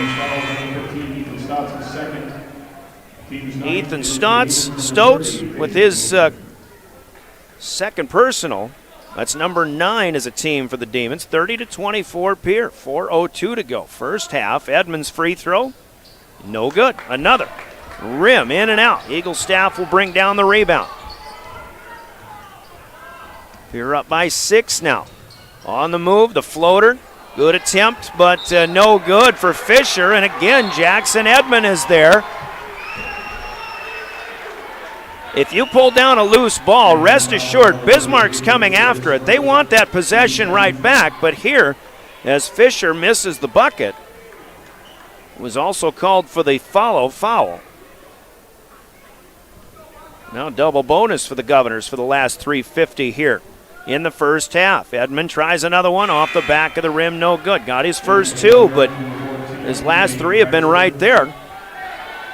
But no good. Jet Zabel comes out. He's playing well tonight, folks. Also, Cade Kaiser back in. Benjamin Heisler on for the first time, 6'2 junior for the Governors. Second free throw, no good for Edmond. Rebound run down by Stotts. And it's back to the Demons, who trail 30-24. Bismarck on a shooting lull right now. George Gillette drives underneath the basket. Blocked again by Edmond. He'll run it down. The miss here for Cole Johnner, and now Edmond is fouled from behind by another Demon who wants to get that basketball back. This is Stotts with his third. And once again, Jackson Edmond to the free throw line. To our left with 3:33 to play in the first half. Governors are making good things happen with Lincoln Kenols on the bench after he picked up his second foul a little while ago. Edmond first free throw good here. Stotts checks out for Bismarck. They'll bring Mason Huber, the 6-foot junior, back in. 31-24. Govs with a chance for another. Edmonds free throw. Good arcing shot, but it's just not there. Not quite. 3 for 8 for Jackson. The rebound is down to Caden Fisher. And there's a travel. The stutter step for Gillette. Trayson Eaglestaff, the leading scorer for the Demons at 29 a game. George Gillette, actually their second leading scorer, but he is 0 for 2 tonight and has not scored. Edmond, top of the key. Cross the way to Matthew Hansen. Back to Edmond at the high post. Eaglestaff defends him, but now Cade Kaiser with it across the lane. Here comes Heisler. Jump step in the lane, but he gets it back to Kaiser. The Governors have 10 on the shot clock. Edmond drives, and a good job defensively here. Huber gets the block. Eaglestaff down with it. He'll pull up for 3, top of the key. Will not get it, and Heisler comes in there for the rebound. So the Governors right to left again, still leading by 7. Demons have gone cold here for about 3, maybe 4 minutes of basketball time. Kaiser top of the key. Fans want some defense. Edmond underneath, it's good. Jackson Edmond winning the battle in the paint. He now has 11 points. Here's a 3 ball in the corner though, and that is good for Carter Henke. It is only the second 3-pointer made by anybody other than Eaglestaff for Bismarck. Pierre will mishandle a pass at half court. And that'll be out of bounds. The Governors will give it back. 33-27. Pierre by 6 with 2:15 left in the first half. Eaglestaff stutter steps. There he goes, and it's up and in. Couldn't reach it to throw it down, but he gets the high percentage shot nonetheless. Now 5 in a row for the Demons as the press barely broken. Edmond slows it up though. Kaiser over to Hansen in the corner for 3. Overshoots everything this time. Caught on the backside. Kyler Scott. He'll give it to Eaglestaff to set it up for Bismarck. Now he'll pull up for 3, and a foul called here in the act of shooting on Cade Kaiser. Well, I was following the ball. I didn't see the contact, but judging by Brianna Kusler's reaction, and she was right there, she's not too happy with that call. But Eaglestaff will go to the free throw line on the foul for Cade Kaiser, his second. Eagle Staff's first one is good. Well, they're letting substitutions in, but I would imagine they should wait until after 2 shots instead of 1. They're letting all the subs in. Brecken Kruger back in, Jet Zabel, Christian Busch back on for the Governors. Mayer still in, is back in there. Eaglestaff's second free throw is good. So now Jackson Edmond is out, and Lincoln Keenholz still on the bench for the Governors. 1:50 to play here in the first half. Eaglestaff goes 3 for 3. 22 points for Trayson Eaglestaff so far. Here's Mayer. Oh my, Jacob Mayer almost had a nifty layup dribbling behind the back, but he was not able to put it down. Eaglestaff rebounds, Pierre by 1, 33-32. Minute 35 to go. Eaglestaff floats one up, no good. It's kept alive by Preston Lamar. And on the move, but losing the basketball out of bounds, is Bismarck.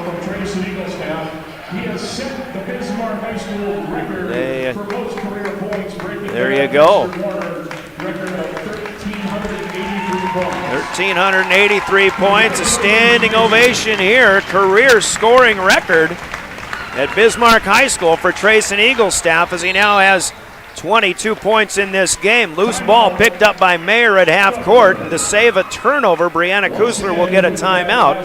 1:21 to play here in the first half. A 30-second Coca-Cola break, and we're back with more Pierre Governor basketball. When you're in the need for high-quality replacement auto parts, look no further than Zander Auto Parts and Machine Shop in Pierre. Zander's has been servicing the Pierre area for over 40 years. Their professional parts techs can get you the part you need and get you back on the road. Stop by Zander Auto Parts and Machine Shop at 500 West Sioux in Pierre or call 224-9221. Zander's, your source for domestic and foreign auto parts and accessories. Back at Bismarck as the Governors playing pretty well against this high-flying Demon offense. Holding the scoring down, I think, for Bismarck so far. Trying to get to halftime here without their 2 bigs on the floor, Keenholz and Edmond. It's Matthew Hansen in the corner. Back to Christian Busch near side. 7 on the shot clock for Pierre. Brecken Kruger setting things up. He's going to have to quick fire here, and Busch at the half circle. Well, he put one up, but misses everything, and now that's a shot clock violation for Pierre. It was out of bounds anyway. Final minute we are here at Bismarck High, Carl Gard Gymnasium. Boy, they've done some renovations here that are beautiful. Nice place to play. Good place to watch a game, but they've got a state-of-the-art weight room right behind us as well. A layup passed up by Preston Lamar. He throws it right to Christian Busch under the basket. Now up the floor, and a feed to Jet Zabel from Jacob Mayer. Zabel lays it up and in for his first 2 of the night. 35-32, really a 4-point turnaround. Lamar could have had an easy layup, but he just wanted to make the assist, make the extra pass. Here's Henriksen. He passes on a long one. He'll get it to Eaglestaff. He've never met a shot he didn't like, but this time no good. Henriksen runs it down. Nice pass back up and underneath, and there is Preston Lamar for 2. Play kept alive by Drew Henriksen. And a half-court heave here from Matthew Hansen, no good. And on the Gales Gas Service scoreboard, we're 1 half in, and it's the Pierre Governors with the lead on the road at 35-34 over the high-flying Bismarck Demons. Scoreboard brought to you by Gales Gas Service in Pierre. As we take a 3-minute timeout, we'll come back with the Leiden & Associates Ameriprise Financial halftime break. You're listening to Pierre Governor Basketball.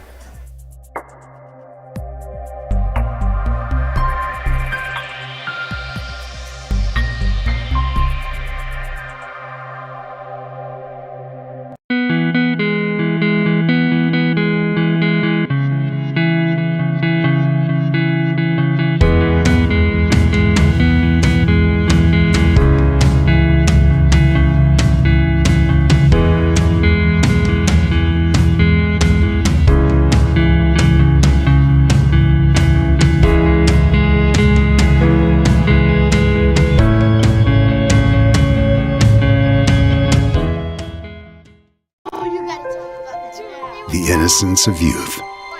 Is there anything any better? But soon they'll be in high school and facing all the same challenges you faced. How to make friends, how to fit in, how to be cool.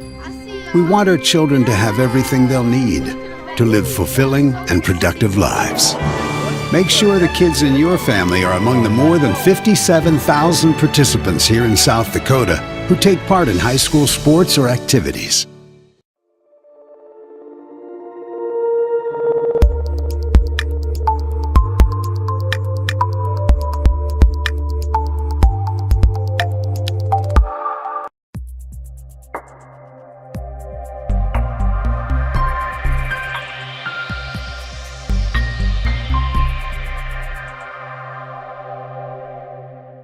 Your winning destination, the Golden Buffalo Casino in Lower Brule, gives you more chances to win. Hot seat drawings, pick a prize drawings, chances to win great prizes, the hottest slots around. It's all just waiting for you at the Golden Buffalo Casino. Find out more by logging on to thegoldenbuffalocasino.com and by following them on Facebook. Just minutes north of Reliance, exit 248. We'd like to thank you for tuning into this broadcast and supporting our area youth. The Golden Buffalo Casino, proud to support Live Ticket.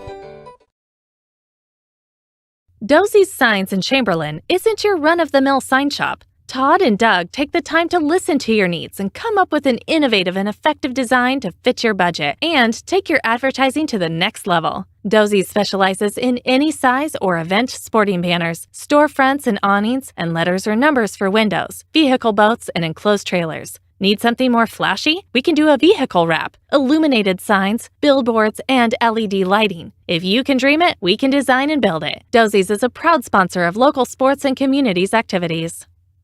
If you're hunting for a great deal on your next ride, get into Gateway Ford Lincoln Toyota in Pierre. We're locked and loaded on all of our new and used inventory, like this 2018 Toyota Highlander, only $28,495. Looking for low price reliability? Try a 2011 Honda Accord for only $6,995. Who wants a loaded up truck? We have a 2014 Chevy Silverado 1500 LTZ for only $17,995. Get to Gateway Ford Lincoln Toyota in Pierre, 518 East Sioux Avenue. Call 605-224-7378 and visit GatewayFLT.com. At Ringneck Energy, their mission is to produce renewable energy that adds value to grain and livestock production, enhances the income of their investor partners, and provide a safe, rewarding work environment. Located at 901 Redwood Avenue in Oneida, South Dakota. Call 605-945-6900 or check ringneckenergy.com. A proud supporter of local schools and wishes all students the best of luck in all their activities during the school year, creating economic opportunities in our community. When you expect more, you expect more. When you expect more, Dakota Prairie Bank, providing great service right from the start. It's our promise to you that sets us apart. With every handshake and a smile, we go that extra mile. When you expect more, you expect more. When you expect more, Dakota Prairie Bank. At Jan Bussey Ford & Highmore, they've been building partnerships for life by treating customers right, offering a low-pressure sales process, no haggling over price, passing low overhead savings on, and providing a Ford-certified service department fixing it right the very first time. If you're looking for a new Ford, a quality pre-owned vehicle, a new or used ATV, or a trailer, stop by Jan Bussey Ford & Highmore and experience the difference. Jan Bussey Ford, building partnerships for life. Dimmick Cheese has been making handmade artisan cheese for over 90 years and has over 25 flavors of cheese. Stop by the store for sampling of all the cheeses. The store also offers several South Dakota-made products. And at the store, find Remedy Brewing on tap. Dimmick Cheese offers gift boxes, and fundraisers are available. To find out more, go to the website, dimmickdairy.com, or call 605-928-3833. And don't forget to check your local grocery store for their premium cheeses and cheese spreads. Dimmick Cheese. So let's get down to the nuts and bolts of what's going on at Grossenberg Implement this week. Nuts and bolts are on sale. Save 8% on bulk SAE and metric bolts, washers, and nuts. This week only at any Grossenberg Implement location. Start the year off right and ensure you have plenty of bolts, nuts, and washers on hand, and at a great discount. 8% all SAE and metric bolts, washers, and nuts only at Grossenberg Implement, and only this week. For over 70 years, Pitt's Design Build has earned our reputation locally for serving communities across South Dakota. We provide design and building services for schools, hospitals, churches, commercial offices, multifamily housing, and so much more. Pitt's Design Build is conveniently located in Pierre, Mitchell, and Sioux Falls to serve you and your organization. We bring value to our clients by facilitating the design and/or construction process. Give us a call today and check us out at pittsdesignbuild.com for a free building consultation. Titan Machinery is your go-to Case IH agricultural equipment dealer. Your Highmore and Pierre locations have a large selection of new and used ag equipment with access to one of the largest parts and whole goods inventories in the country. Titan Machinery prides itself in providing quality Case IH parts, service, and support to Highmore, Pierre, and the surrounding communities. Stop by Titan Machinery of Highmore and Pierre today. Power and precision to grow. Have all of your painting supplies at the paint store in Pierre. They mix paint and they color match paint. They carry interior and exterior stains. Great selection of paint. Find it at 1006 East Sioux Avenue in Pierre. The Paint Store, 605-224-8312, 224-8312. Paint Store is a proud supporter of the Stanley County Buffaloes and the Pierre Governors in sports and activities. The Paint Store, same great paint, same great services. The Field House in Pierre is your premier spot to watch all the sports, from your local Govs and Lady Govs, as well as Buffs and Lady Buffs, all the way up to your favorite big league teams. Kick back and relax with a pizza, nachos, burgers, or one of our air-fried appetizers. Wash down the food with your pick from our array of premium beverages. Between the action, be sure to check out the unique and plentiful memorabilia throughout the building. We can't wait for you to come in and watch the games with us broadcast on liveticket.tv. The Field House in Pierre. The Corner Station Convenience Store and the Crossing Pub are both conveniently located on Pleasant Drive in Pierre, South Dakota. At the Corner Station, grab your favorite hot and cold beverages and snacks while filling your vehicle up with Cenex brand gasoline. The Corner Station also features a super tunnel car wash to keep your vehicle sparkling clean. At the Crossing, grab a cold beverage and check out their selection of appetizers while watching the Stanley County Buffaloes and Pierre Governors live on their big screen televisions. Best of luck to all area students from the Corner Station and the Crossing. The Best Western Ramkota Hotel in Rapid City supports all South Dakota student athletes and their families. They are conveniently located off Interstate 90, close to downtown and minutes from the beautiful Black Hills. The Ramkota offers sports and family-friendly rates. Guests can relax for free in the indoor water park. They have 36,000 square feet of banquet and meeting space, and the award-winning Minerva's Restaurant and Bar is located on site. Best Western Ramkota welcomes everyone to beautiful Rapid City, South Dakota. DRG Media Group Sports is the official voice of the Pierre Governors. Kenols wants to run again, and he's got room. 40, 30, foot race to the 10, 5, and a touchdown. Pierre will come back and set up Avery Kaiser on the outside left through the block, and that's down. The official voice of the Pierre Governors, River 92.7, and also at the River 92.7 page of the DRG News app, brought to you by Golden Buffalo and DRGnews.com. Riverview RV Park overlooks Lake Sharp on the Missouri River. They have all the amenities from full hookups, laundry, showers, dog park, play area, and free Wi-Fi. There's no need to drive across the country. When here in central South Dakota, you can find some of the best fishing and the most spectacular sunrises and sunsets. Call us today at 605-280-6266 or reserve your next camping spot online at briggsrvpark.com. Make Riverview RV Park your home away from home experience. John Hoffman. 9-4. Girls basketball, we mentioned 41-28. The Governors trailing Bismarck at home. Sturgis has beaten Hot Springs 61-22. Brookings over Sioux Falls Jefferson 64-59. Watertown leading Sioux Falls Roosevelt 51-34, and more scores to come. We'll pass those along a little bit later. Govs with the first possession, but Bismarck with the steal and a breakaway, and that is good for Carter Stotts, who puts Bismarck in front to start this second half of play. 18 minutes again here in each half. 36-35, Bismarck in front. Governors start with the 5 out there that began the game. Nope, they don't. Keenholz is out there, but Jet Zabel is as well. Jackson Edmond, Matthew Hansen pulling up with 4 on the shot clock. No good. Jackson Edmond underneath for the putback. Or was that Keenholz? That was Keenholz. So a good bucket there for Lincoln, who has 6, 37-36. As we'll seesaw back and forth. Inside the paint, off the glass, up and good, and that's Ethan Stotts again. Carter Sims with the assist here. 38-37. Back to the Demons. And a loose basketball in the backcourt as Bismarck is stiffening on that backcourt defense. Here's a tip and a lost basketball out of bounds. Jackson Edmond the last to touch as Bismarck will keep it. Now switching directions. Bismarck in home white with the maroon numbers and trim. Heading from right to left, Andre Austin, among others, checking into this game. He'll inbound out near half court to Trayson Eaglestaff. Governors switch up on the screen.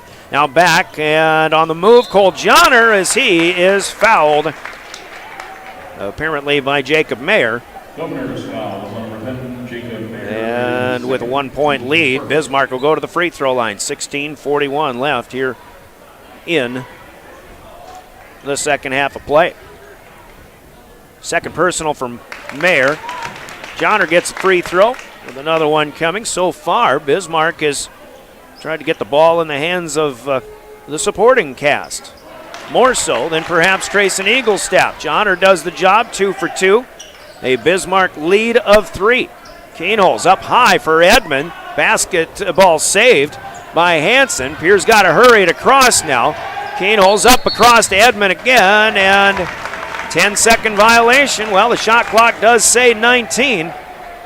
Bismarck's defense tough in the backcourt once again. Turnover number 13. Third of the second half here for Pierre. Eaglestaff will take the inbound.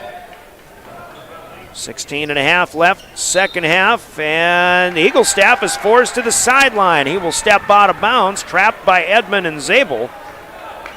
First turnover of the second half for Bismarck. And that is their 8th overall in the game. Edmond up ahead, Mayer speeds it across to Zabel. Now back to Keenholz to set things up. Governors in black with the green numbers and white trim. Left to right here in the second half. Hansen keeps it alive to Zabel, who will drive, cannot get the reverse. He does get his own rebound. Put back up, no good. Another try, Zabel, no foul here. Edmond will get a crack at it. That won't go, and it's out of bounds, and it'll stay with the Governors. My goodness. Ted Zabel had 3 opportunities. Jackson Edmond had 1 as well. Fortunately for the Governors, they still have the basketball. Trailing by 3, though. Keenholz will take the inbound. He'll feed inside. That's up and good to Zabel. Just like on the football field, Keenholz with the assist, Zabel with the bucket, and a travel before a 3-ball hit by Bismarck, as Stotts will not get that one. Turnover gives it back to Pierre, who can take the lead again. Really had questions about how the Governors would play against the offensive style, not only that, but the defense of the Bismarck Demons. I think the Governors have certainly been up to the task, and I'd say right now it looks like this game already feels like it's going to go all the way down to the wire as Edmond down to the baseline is up and good. Jackson Edmond strong inside. Governors take the lead at 41-40. Eaglestaff crosses over on Zabel, who runs into him as Eaglestaff pulls straight up. A lot of players will try a running floater, and their momentum will keep them going forward. Eaglestaff instead, as you should, pulled straight up off of the drive and is fouled. Didn't get the shot to go, doesn't get the free throw. Zabel with his first personal foul.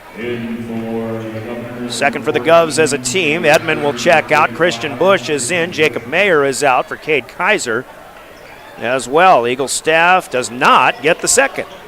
So a rare 0 for 2 as Keenholz will bring it down. Up ahead come the Governors. Bush to Kaiser. Across the way, Zabel down to the corner. Hansen for 3 on line, but can't get it. That's off the back of the rim, and a loose ball picked up underneath. Stotz brings it away. There's a 3-point look that the Governors wanted. Nice drive on the baseline here. Pretty reverse for Cole Johnner, the 6'3 junior. And it's Bismarck back in front, 42-41. Long pass to Bush, back to Kaiser. Now Bush, 15-footer, too strong. Over the top of everything, Eagle staff comes out of there with it. And a nice pass underneath. The Eagle staff feeding Stotz for 2. And the Demons now with 4 in a row, leading by 3, 44-41. Keenholz hesitates, and he passes out to the near side, but Hansen not there, and that's out of bounds. Caden Fisher, Drew Hendrickson in, Preston Lamar for Bismarck. Kyler Scott starting forward in there, staying in there, of course, Trayson Eaglestaff. He wants 3. From Scott, and he's got it. Raining at home, Trayson Eaglestaff.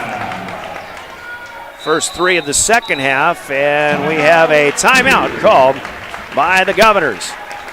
I think it's the biggest lead of the night for Bismarck, 47-41, a full timeout. Let's take 60 seconds at Coca-Cola, breaking the action with 14:08 to play. This is Pierre Governor basketball. Your neighborhood electrical service contractor, and so much more. No job is too big or too small for our team of professionals. We pride ourselves on keeping up with new technologies, such as Aerial, an augmented reality visual tool used to customize and experience a finished space before breaking ground. So whether you're building new or renovating a home, farm, or commercial space, let John Hoffman Electric light the way. John Hoffman is a proud sponsor of all local activities broadcast on Live Ticket TV. Briggs Trucking and Construction in Fort Pierre provides quality freight transportation services, cargo hauling, excavation, and demolition services. They also specialize in dirt and gravel work for everything from commercial work to new construction. Briggs Trucking and Construction will haul everything from light poles to farm and agricultural supplies. The bigger the job or the bigger the load, the better, as that is where their expertise really shines. Contact Briggs Trucking and Construction at 605-280-2848 or email them at cbriggs25@pi.midco.net to visit about your next project. Back in Bismarck, welcome once again. Friday night basketball north of the border. North Dakota, Bismarck on top 47-41. Governors out of that timeout. Governor basketball brought to you in part by Fisher Rounds and Associates, May Adam Law Firm, First Dakota National Bank, Lynn's Dakota Mart, and Ferding Electric in Pierre. 47-41. Lob pass underneath. Hansen under there. Gets it back to Kaiser, and now we've got a blocking foul on the floor as the Governors had this possession trailing down into the single digits. Foul here will go to Caden Fisher. That is his first, team foul number 1 in the second half for Bismarck. Bismarck on a 13-6 run to begin the second half after trailing 35-34. My goodness, the Governor girls are on a roll. Down 41-28 at the end of 3. Pierre back within 1 at 42-41 with a minute 39 to go. 3 up top, no good by Keenholz, his first attempt of the night. And oh my goodness, Jackson Edmond denies Trayson Eaglestaff of a jam. Boy, it looked clean from here. Eaglestaff made a stop and go move that broke an ankle of a Governor defender. Jackson Edmond got up, that left hand up there. He says, nope, this is, you've already got one great accomplishment tonight in breaking your team's all-time scoring record. You're not going to slam one down, at least not right now. But it is a foul on Edmond. Second personal. First one good, second one good. Trayson Eaglestaff with 5 in the half, 27 in the game. Almost a steal for Fisher. Kaiser. Across to Keenholz, and he wants to slam one down. He didn't get it, but he'll be fouled. Well, the Demons say, all right, Lincoln Keenholz, you've already got a slam on us tonight. You're not going to get another one either. Keenholz down hard on the floor, but he picks himself up. That is Kyler Scott. Governor girls coming from 17 down to tie that game, but again, trailing by 1 in the final 2 minutes. Keenholz rims the first free throw, in and out, no good. Kyler Scott's foul, his second. Got 13:22 to play. Lane violation going to be called on Bismarck here, and Keenholz will get bailed out. He missed the second of a 2-shot opportunity. Governor Sports also brought to you by Oahe Federal Credit Union, the Crossing Casino, TMA, Aventura Pier, and Kathy's Sun and Shine Properties. It happens all the time. You get a lane violation and another opportunity, you make the second free throw. 7 points for Keenholz. Here comes Eaglestaff, left side, right hand, up and in. 51-42. Bismarck has opened things up a little bit here in the second half. Edmond underneath to Hansen. That gets closed off. He'll bring it back out to Keenholz. Now back to Hansen. Open for three. Eaglestaff bearing down on him, but Hansen still can't get it to go. Rebound is down to Scott. Back to Eaglestaff with a bit of a screen. Shot up for three, no good. Scott underneath. Rebounds and a foul from behind on Edmond. The Governors giving up some offensive rebounds tonight. In the first half, they weren't hurting so much. Now they're starting to be a big factor. Second chance opportunity here for Kyler Scott. He'll get 2 shots. Edmond now has his 3rd foul, though, so he'll have to be careful. We still have 12:45 to go in an 18-minute second half. Scott, line drive miss off the back of the rim on the first of 2. Matthew Hansen checking out. Jack Merkwan in for the Govs. Second free throw for Scott is good. He has 4 points. 52-42. The first double-digit lead for either team in this game. Brecken Kruger on for the Govs. He'll get it across half court to Keenholz. Across is over. There you go. Lincoln Keenholz slams it down for the second time. Now Pierre with a little energy, and Keenholz gets a steal past half court. The Governors have it back. Open is Merkwan. Double pump. Can't get the finish, though. On the backside here is Scott. Jack Merkwan still trying to get acclimated here. And and a blocking foul called as Kyler Scott runs over a Governor defender. It's Keenholz looking to take the charge. Apparently didn't get there in time. Scott gets the floater to go, and he'll get a free throw and a chance at a 3-point play. Jackson Edmond has 3 fouls. Now Lincoln Keenholz has 3 fouls for the Govs. The lead is back to 10. Officials will discuss. Maybe they're discussing who that foul actually occurred by, but who it was winded. Or did the officials not the officials may not realize. They're saying it's a 2-shot foul. They didn't realize that shot actually went down.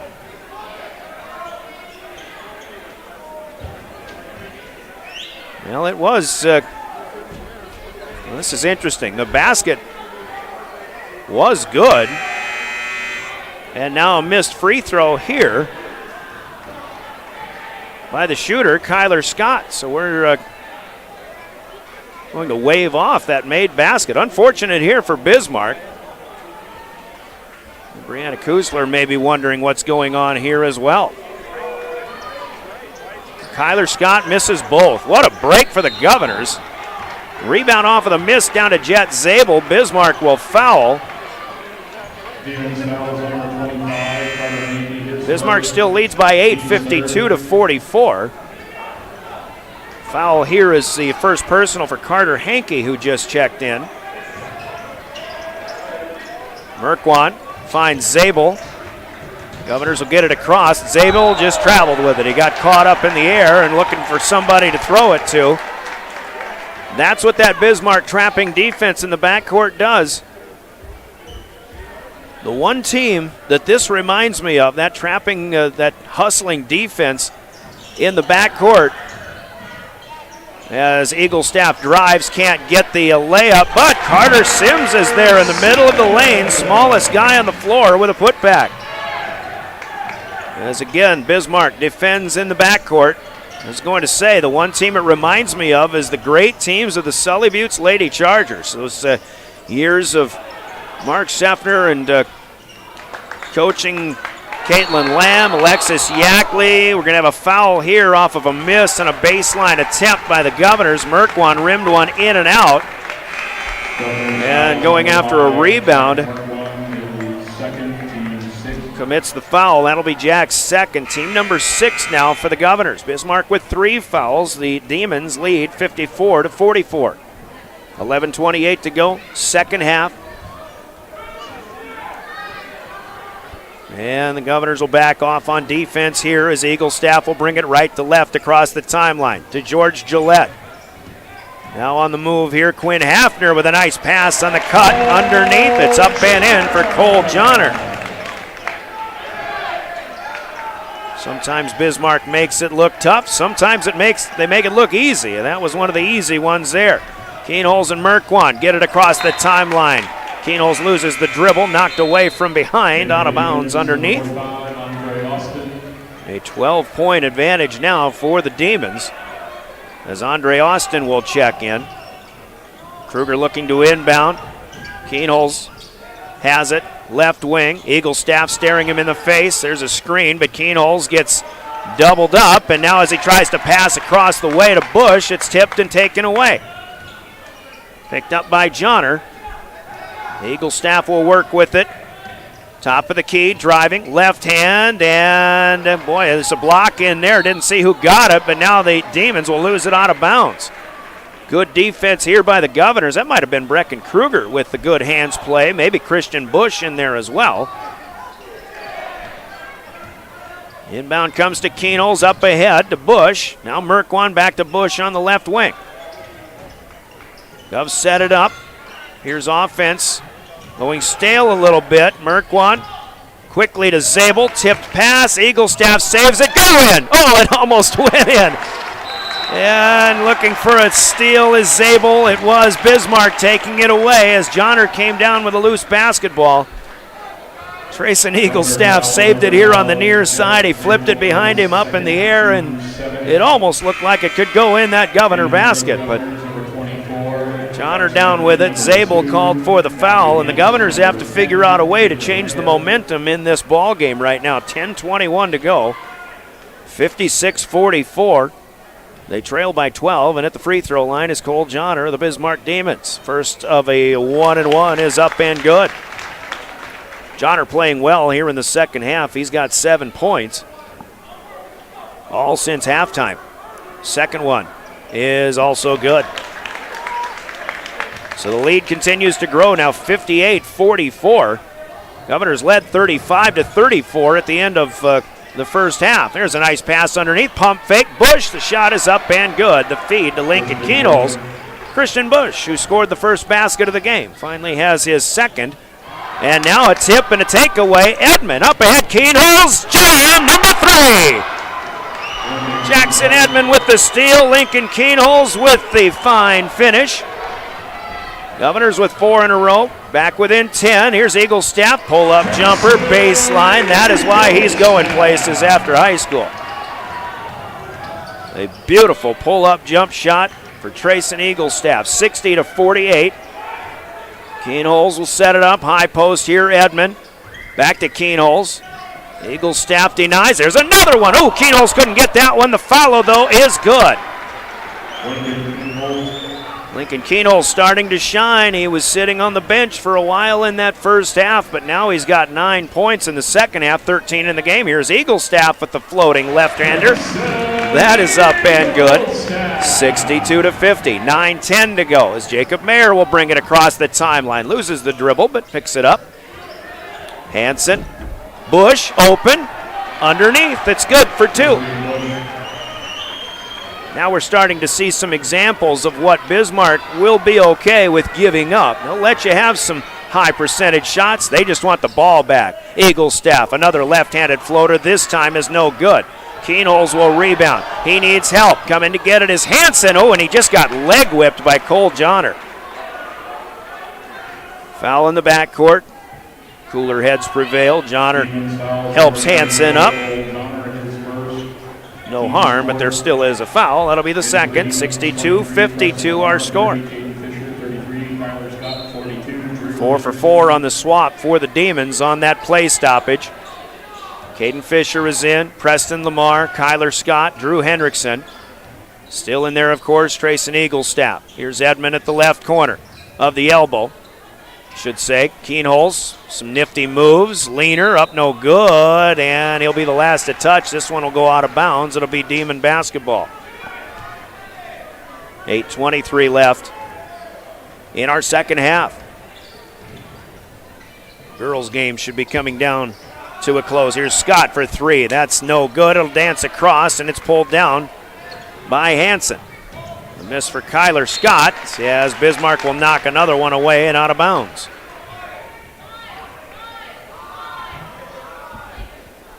.08 to play here, second half. Bismarck playing their 18th game of the season. Here's a takeaway by Preston Lamar as he will not lay it in. Jackson Edmond blocks it off the glass. Jackson comes back and gets another block, this time of Caden Fisher. What an effort by Jackson Edmond, who's turning into probably the best shot blocker in South Dakota, making a name for himself in North Dakota here. Here's a turnaround miss for Jacob Mayer, unfortunately. Bismarck fans got to appreciate the effort defensively by the Governors here. There's a dipsy-do scoop for Kyler Scott, no good. He'll go after it, but it's out of bounds. Jackson Edmond with 6 blocked shots in this game now, 2 in a row. Keenholz runs into a roadblock, but he finds Hansen. Now up ahead to Christian Bush. On the move is Mayer. Bounce pass, Edmond. Back out the other way. Actually, this is Mayer. Jacob up and in for 2. Jacob Mayer having a good game. He's got 6 points. 62-54. Eaglestaff looking for 3, won't get it. And this one rattles the support wire up above. Meanwhile, the Governors back within 8 at 62-54. We've got 7:09 to play in this one.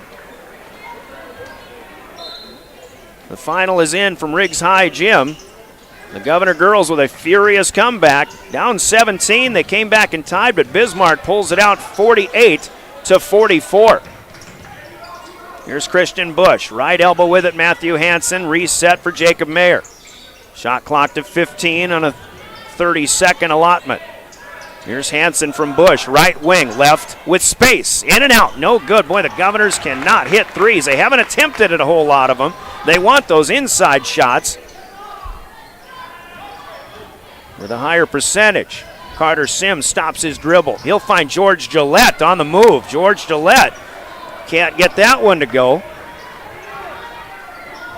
but it's kept alive. Gillette looks for 3 now. Might have just got fouled. Kept alive. There's another block. This one for Hansen, but three-pointer missed from Carter Henke. But again, more offensive rebounding here for the very quick Bismarck Demons. Henke on the drive, and he will miscommunicate with Carter Sims. This pass is out of bounds. So it took a while, but the Governors get a defensive stop, and they still trail by 8 at 6:08 to play. More subs in for the Demons. Mayer takes the inbound, bounces it to Keenholz, back to Mayer, tip pass, but here's Brecken Kruger who just checked in. Underneath, Edmond across under the basket, missed by Zabel, got it back. He can't get that one to go either. And Jet Zabel maybe just hurrying the issue there. He'll be called for a foul trying to get it back here. As Eaglestaff will go to the free throw line on the other end of the floor. Zabel's third personal. It'll be number 8 for the Governors. 1-and-1 bonus for Bismarck. Under 6 minutes to play. Here's second half. Demons only have 4 fouls as a team, so they've got a couple to give. But Eaglestaff, front end of a 1-and-1, won't get it. The rebound is pulled down by Zabel. Kruger, Keenholz, play catch. Lincoln dribbles across the timeline left to right. Keenholz waiting for his screen to be sprung. Give and go, and Lincoln gets tripped up as he got it to Edmond. Edmond on a bounce right back to Keenholz cutting down the lane. And he should get free throws here. Ethan Stutz with his 4th personal foul. And Lincoln Keenholz will go to the free throw line. Remy Price had 15 points to lead the Governor comeback in that girls game. Coach Kirk Bebout told us the other night that summer ball, Governors played with a lot of teams, but they were blown out by one team, and that was Bismarck. Well, not tonight. Governors came back and made it a good ball game. Keenholz gets the first. Keenholz gets the second. Good second half going.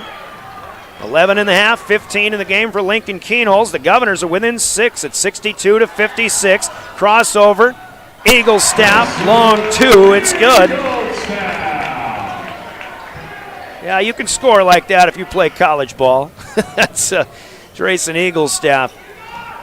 Here's Edmond underneath to Mayer on the cut against Andre Austin, trying to get it back to Zabel, but that's through his hands and picked off by the Demons. Looking to add to an 8-point lead now. Zabel out to face up on Trayson Eaglestaff. He'll stop his dribble, finds Preston Lamar. Here's Andre Austin on the drive, and he'll take a push. And Andre Austin, 6-foot freshman, will go to the free throw line. This young man looked real good in the JV game. Benjamin Heisler in for the Governors. Kate Kaiser will check in. Jacob Mayer out. Jackson Edmond going to get a break. Under 5 minutes to play, 4:57 to be exact. It's 64-56. If you've been listening to the girls game, we welcome you to our coverage of Governor basketball. Andre Austin with a 1-and-1 at the free throw line will get the front end, and he'll collect another opportunity. Mayer called for the foul as his third. Governor basketball also brought to you tonight by Wegner Auto, the Lariat Lanes, Bauman Lumber, Dakota Plains Federal Credit Union, and Gators Pizza, Pasta, and Subs in Pierre.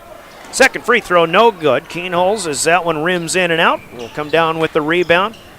Pierre trailing by 9, 65-56. They led by 1, 35-34 at half. But Bismarck has shored some things up here since then.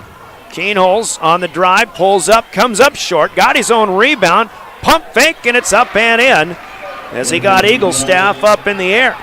So Lincoln Keenholz, it's the Govs within 7 again, 4:29. We're counting down here in the second half. On the move is Eaglestaff. Another pull-up. Shot no good. Brecken Kruger is there for a rebound as he'll get tied up, and the possession arrow points to Bismarck. So Pierre will lose this possession as it turns out. George Gillette checking in. 65-58. The lob to Eaglestaff in front of the free throw line. Spins, right-handed jump, hook, nice touch. Up and good. 2, 4, 6, 8, 10, 12, 15 in the second half for Eaglestaff, and to save a turnover or some extended trouble, Brianna Kusler will take a timeout. Her third use, a 30-second Coca-Cola break in the action. Demons lead the Govs 67-58. We're back in 30. This is Governor basketball. Wow, Bill, you're walking so much better. What did you do? Well, I got so tired of the pain and nearly fell. And one of my friends recommended physical therapy at Winter Physical Therapy. And you know what? My back also stopped hurting. Huh. So how did you get started? My doctor wrote me a referral, but that's not always needed. Turns out you always have a choice where you want to go. So why did you choose Winter Physical Therapy? I love to support our locally owned small businesses, and quite frankly, they give great personalized care. Winter Physical Therapy. Exceptional care. It's a new year and a new you. Whether you're looking to finance a new vehicle or refinance your current one. Pierre Governor basketball and your official voice of the Govs. River 92.7 KGFX FM Pierre, a member of DRG Media Group. If you drink, don't drive. Because you booze, you cruise, you lose. The South Dakota Office of Highway Safety. Brian Oakland with the play-by-play. Live streaming with the help of Live Ticket on the DRGnews.com website, the DRG News app, the River 92.7 page of both. Lincoln Keenholz works inside, spins off the right block, shots up no good. Trayson Eaglestaff down with a rebound. Mentioned Eaglestaff with 15 in the second half, 37 in the ball game. Over the course of this game, he's become the Bismarck High School all-time leading scorer. Not sure, I guess I don't know. I haven't really even asked where he's playing next year as a college freshman, but We certainly assume it to be someplace, and somebody's going to get a good one. Here's Gillette down to the baseline. 2 on the shot clock. 3 ball up, no good. The miss for Johnner, but it's kept alive. Back to Eaglestaff, too strong from the top of the key. Another rebound, too tall for the Governors. Now a steal on a block shot here from Jet Zabel. Zabel with a good job keeping things alive. Boy, the Demons, a good offensive rebounding team. I couldn't believe that Bismarck almost had a shot clock run out on him. There's a possession kept alive by Cade Kaiser. Governors could use some offense. We're down to the 2:45 mark. Here's Heisler in the lane. Gets it back to Kruger. Now Kaiser, still plenty of time in this possession. Underneath it goes, and a block shot of Ben Heisler as Brianna Kusler looking for a foul. Won't get that, and she just got teed up from across the court. My goodness. Atta girl. 2:32 to play in this one. Ben Heisler in traffic. There were 3 bodies around him. Apparently none of them touched the Pierce shooter. He missed the shot. Trayson Eaglestaff, however, misses a free throw. He's been a little hit and miss from the line at times. Second one is good. Of course, Bismarck will get to keep the basketball. 68-58, Bismarck leads by 10. Bismarck at times has been streaky, and they've been streaky to the negative end in this game, although that was back in the first half. Eaglestaff against Jet Zabel. Zabel going after a steal, but Eaglestaff keeps it in play. Here's Carter Hankey on the move against Matthew Hansen. Now back Kyler Scott again to Eaglestaff. 10 on the shot clock here. Eaglestaff puts a Governor on the floor, and this is an offensive foul. Cade Kaiser takes the charge. There wasn't an awful lot of contact there. This is actually Eaglestaff's first personal foul. For what it's worth, the guy that teed up Brianna Kusler called that foul. That's just something I noticed. It means nothing. 2 minutes to play here in regulation. 68-58. Govs have played well, but Bismarck just a little bit better so far. Here's Keenholz into Jackson Edmond. Over pursuit. Edmond gets pushed out of the way, but misses the jump hook. The rebound is down to the Demons. Kyler Scott with it. Eaglestaff right to left across the timeline. Keeps it away from the defense. The layup is no good. The rebound is off of Keenholz. It'll stay with Bismarck with 1:34 to go in our second 18-minute half of basketball. Carter Sims will inbound.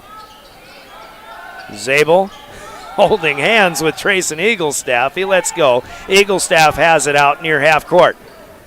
Shot clock is at 12, but Eaglestaff pulls up and misses from 15, but he will go to the free throw line. This will be Jet Zabel in his 4th personal foul. All 4 here in the second half. Zabel has drawn the biggest assignment of the night, and that's trying to defend Trayson Eaglestaff of the Bismarck Demons. All in all, I'd say he's done a pretty good job, but as Eaglestaff rims the first free throw in and out, no good. This is, by the way, I haven't mentioned it too much, but the second night in a row that Bismarck has played. Second free throw will not go. And the reason I say that is maybe fatigue starting to set in, at least at the free throw line. Here comes Keenholz and the Governors. Zabel lobs inside, and Edmond just about got elbowed in the face as Carter Sims goes for a steal. This one puts the Governors in the bonus. There's the Demons 7th. So an opportunity to score without clock running for Pierre. We've got 1:18 to go in the second half. Cole Johnner in for Bismarck. Jackson Edmond at the free throw line went 3 for 8 from the stripe in the first half. This front end of the 1-and-1 is too strong. Back of the rim, no good. And as usual, he's always right there, but Governors backed off on defense. Quick stop here. Eaglestaff gets it to Gillette. Cade Kaiser is all over George Gillette. He'll penetrate, kick out. Now it's Johnner on the move. Edmond with another block. loose basketball. That's 6 blocks for Jackson Edmond. 3 on the shot clock. Pull up 3. Oh, my goodness. Grayson Eaglestaff. That's what he does, folks. He's as good as we've ever seen. Here's Edmond fouled on a bunny underneath. 3-2-1 on that shot clock. No problem. Just pull up from 23 and rain one home. 6-6. He can jump out of the gym. Now a 71-58 Bismarck lead. This one pretty much in the books. 38 seconds to play. Ethan Stutz with the foul. He'll foul out. He'll finish with 6 points. Jet Zabel will check out. Jack Merkwan is in. Mason Huber will get the last 38 seconds as well. Fans are heading to the exits here as Edmond gets a free throw down. Jackson only his 3rd point in the second half. He was pretty good in the first half with 11. Second one is good.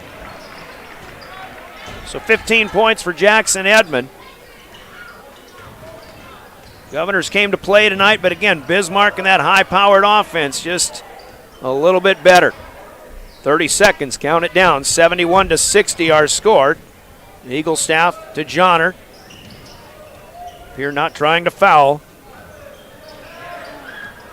9 on the shot clock here. We'll see what Eaglestaff can do this time. He'll drive in between 2 defenders. Gets blocked by Edmond. Catches the ball on the fly. Turns around, puts it up and in. Another block for Jackson Edmond, but here's a 3 for Kane Holes. That'll rim in and out, no good, and that'll do it. It was a fun ball game, but the Bismarck Demons win this one by double figures. They defeat the Pierre Governors on the Gales Gas Service scoreboard 73-60. Scoreboard from Gales Gas in Pierre. Use their budget plan and keep full service to stay warm all season long with Gales Gas Service in Pierre. 73-60, our final. Let's take a 3-minute break, and when we come back, it'll be time for the Family Dental postgame. Family Dental with offices in Pierre and Gettysburg. This is Governor Basketball on your official voice of Pierre Governor Sports, River 92.7 and DRGnews.com. What if we said a bank isn't a place to lock up money? It's a place to set it free. What if the point of banking wasn't to bank at all, but to put your ideas to work? What if your bank asked, what if, a little more? Well, what if we told you we do? We're American Bank and Trust, where what if meets why not? If you're ready to change what you get out of banking, start a relationship with us. What if you made the move today?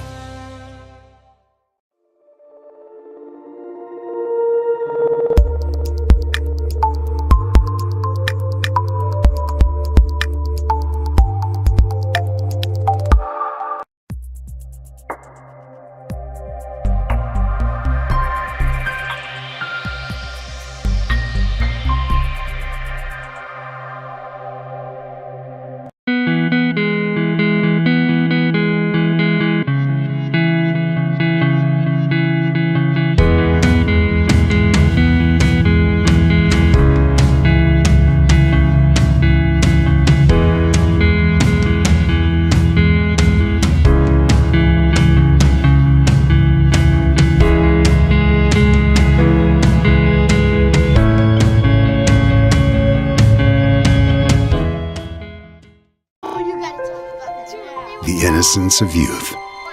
Is there anything any better? But soon they'll be in high school and facing all the same challenges you faced. How to make friends, how to fit in, how to be cool. We want our children to have everything they'll need to live fulfilling and productive lives.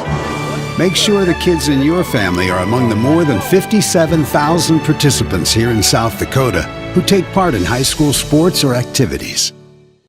What if we said a bank isn't a place to lock up money? It's a place to set it free. What if the point of banking wasn't to bank at all, but to put your ideas to work? What if your bank asked, what if, a little more?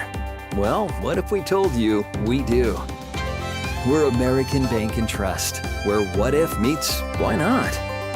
If you're ready to change what you get out of banking, start a relationship with us. What if you made the move today? Enjoy your favorite chicken basket today at DQ. Happy tasting. there's an app for everything, including high school sports from the stations of DRG Media Group. Download the DRG News app, brought to you by the Golden Buffalo Casino from the App Store or Google Play. It only takes a moment, so you'll have it to replay this game. See live and archived video of all games. And when you select your favorite station during the live stream, the video will immediately pop up. See Central South Dakota high school sports on your phone or mobile device with the DRG News app, brought to you by the Golden Buffalo Casino. Download it now at the App Store or Google Play.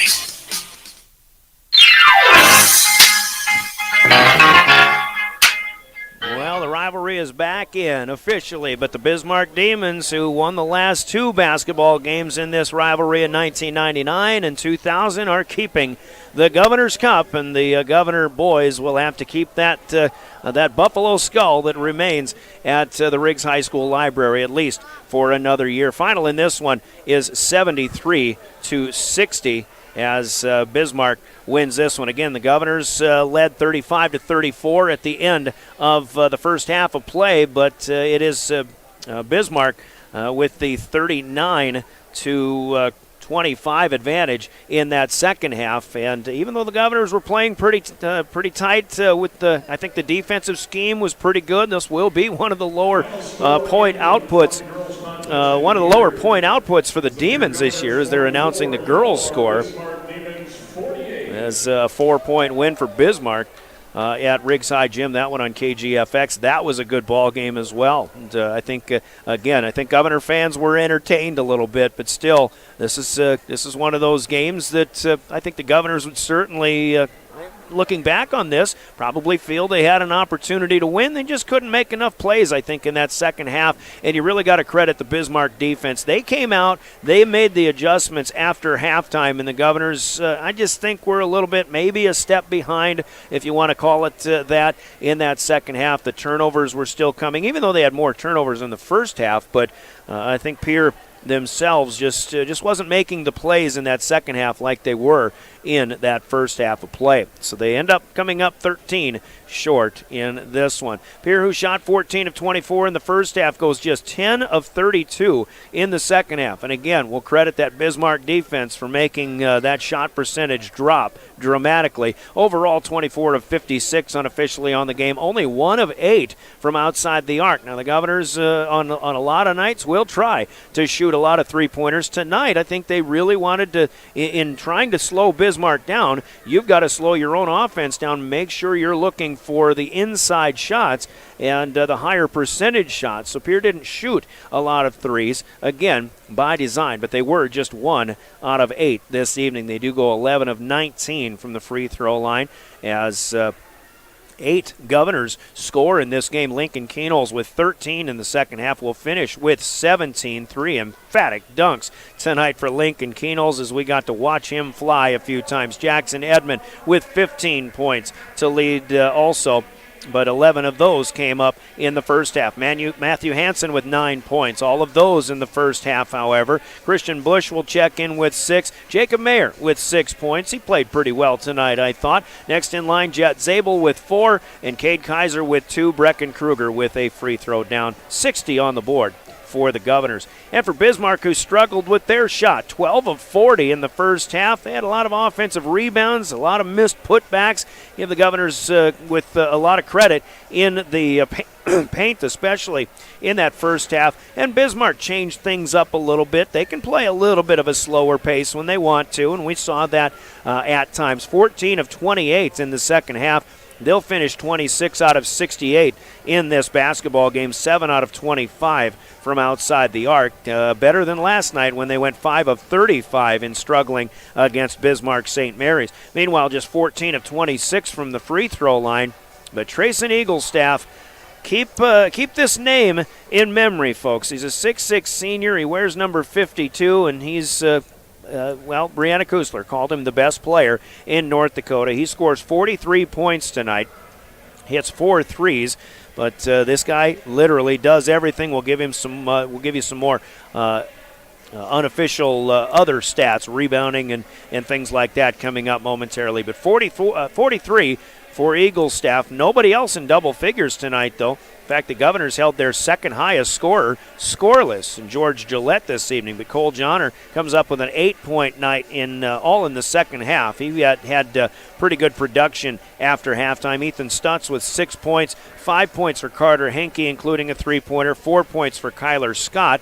Should have had 6. He kind of got the short end of the deal, of a bad deal off of a floating bucket, but still, Kyler Scott with a decent ball game. Caden Fisher off the bench, Preston Lamar, and Carter Sims out of the starting lineup, all with 2 points each. 73-60, our final. We'll get you more stats coming up, but Coach BK, Brianna Kusler, has come up to join us.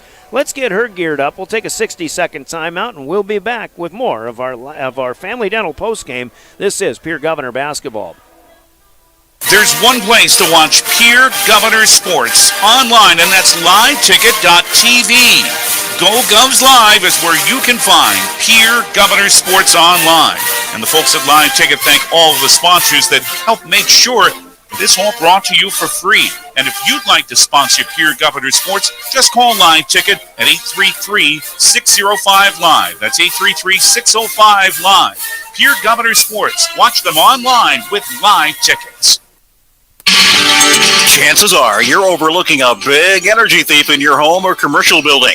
The Garage Doors. But Overhead Door Company of Pierre can help stop that energy waste with a full range of insulated, weather-tight garage doors. Their residential garage doors give you insulated performance at an uninsulated price. And their Thermocore insulated steel doors give commercial buildings the energy efficiency they demand today. Find out more. Call Overhead Door Company of Pierre at 1-800-649-9905 and put a stop to the garage door energy thief.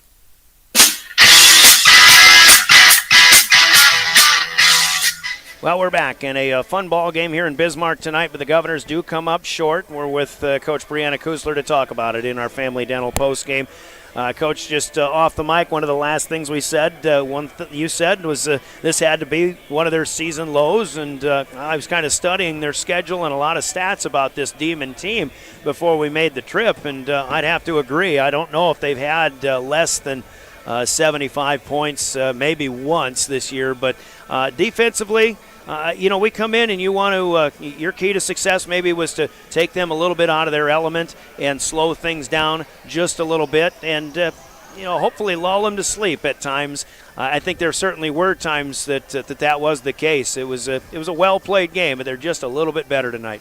Yeah, and that Eagle staff there is a phenomenal athlete, phenomenal basketball player. I mean, he's going to UND for a reason, and he's going to be a very successful player at the next level as well.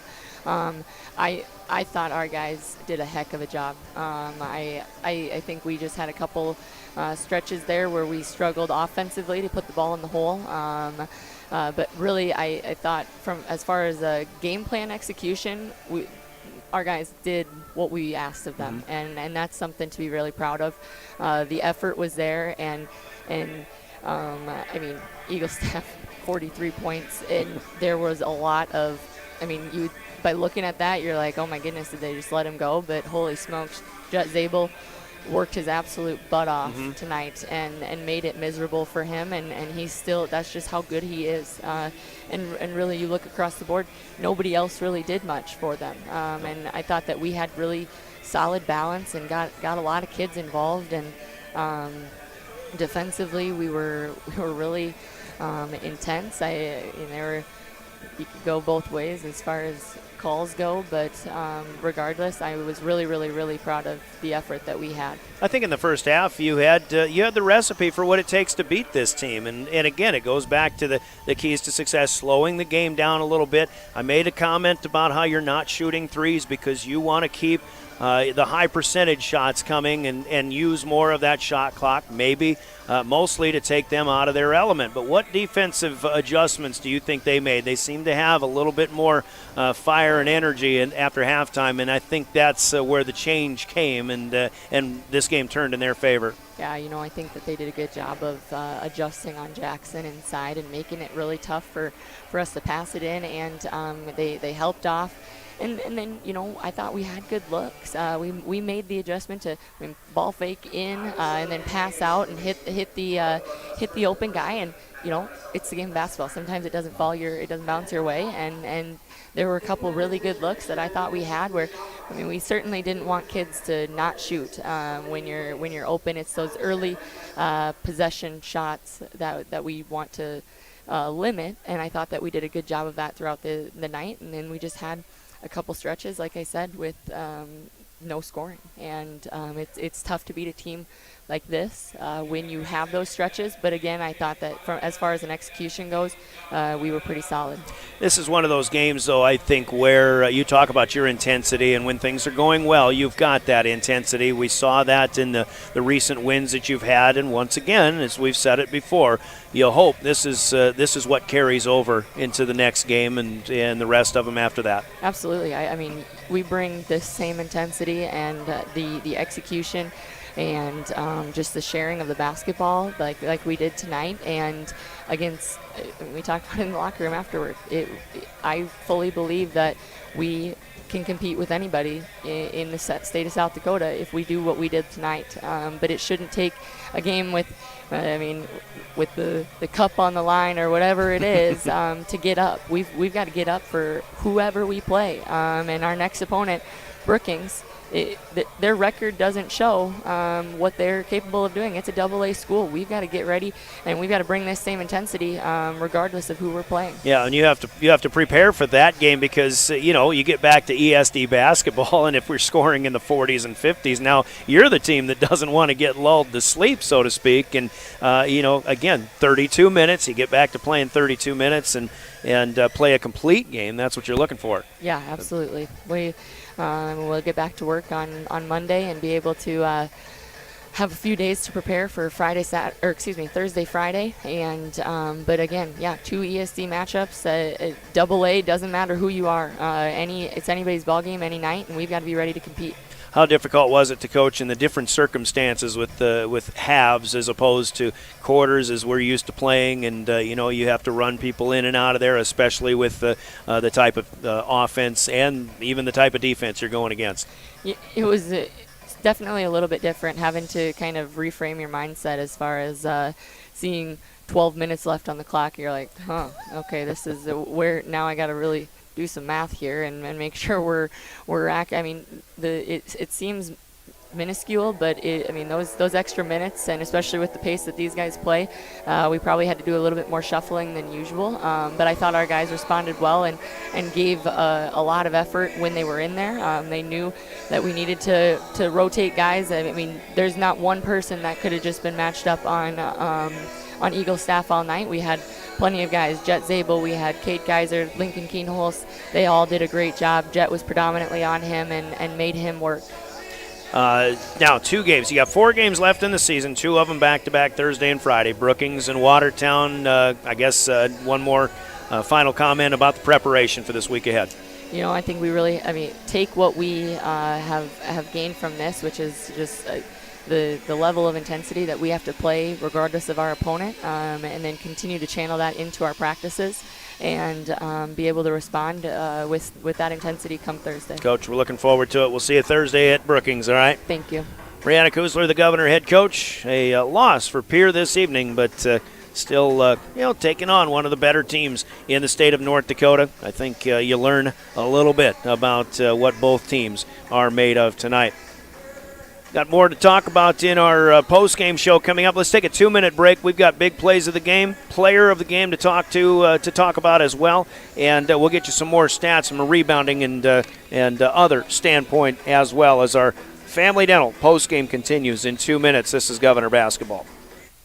Finances, retirement, and investments can all be confusing. Even though we have access to an infinite amount of information, often there is a disconnect between what we should do and what we are actually doing. That's why at Renke Gray Wealth Management, our team has devoted over 35 years to bringing clear advice about reaching financial independence. The information you need and how to apply it is as simple as calling Scott and I at 224-5959 or visit RenkeGray.com. Securities offered through LPL Financial Member FINRA SIPC. Investment advice offered through GWM Advisors, a registered investment advisor. GWM and Renke Gray Wealth Management are separate entities from LPL Financial. You have a lot of expenses to juggle as a business owner. Worrying about health insurance for your employees shouldn't be one. Avera Health Plans could save your business up to 30% on health insurance costs without compromising your employees' benefits. You get access to a large network of providers and specialists, as well as 24/7 virtual provider visits with Avera Now. Now that's the deal. We make getting a quote and switching employer plans easy. Call your agent or get a quote at averahealthplans.com/save. Gateway Ford Lincoln Toyota is proud to introduce our new subprime specialist, Stevie Spears. Stevie, tell everybody what you can do for them. As a subprime specialist here at Gateway, I am specializing in credit of all types. So if somebody has bad credit, you can help them get into a car. Absolutely. If they have no credit, can you help them get into a car? Absolutely. If they have any money down or not any money down, or maybe just like a little bit of money down, can you still help them get into a car? Absolutely. Welcoming Stevie Spears to the family at Gateway Ford Lincoln Toyota in Pierre, 518 East Sioux Avenue. Give us a call, 605-224-7378, and be sure to visit gatewayfordtoyota.com. Do you dream of a custom home built within your budget and done on time? Kruger Contracting can make that dream a reality. They're a trusted home builder since 2003, and they're going to be upfront and open about cost and transparent about where your money is going when it comes to your new home. Their skilled crew will manage construction of your new home from start to finish. They're located in Pierre and can build your home in Pierre, Fort Pierre, or the surrounding area. Call 605-222-2523. Visit KrugerContracting.com or find Kruger Contracting on Facebook.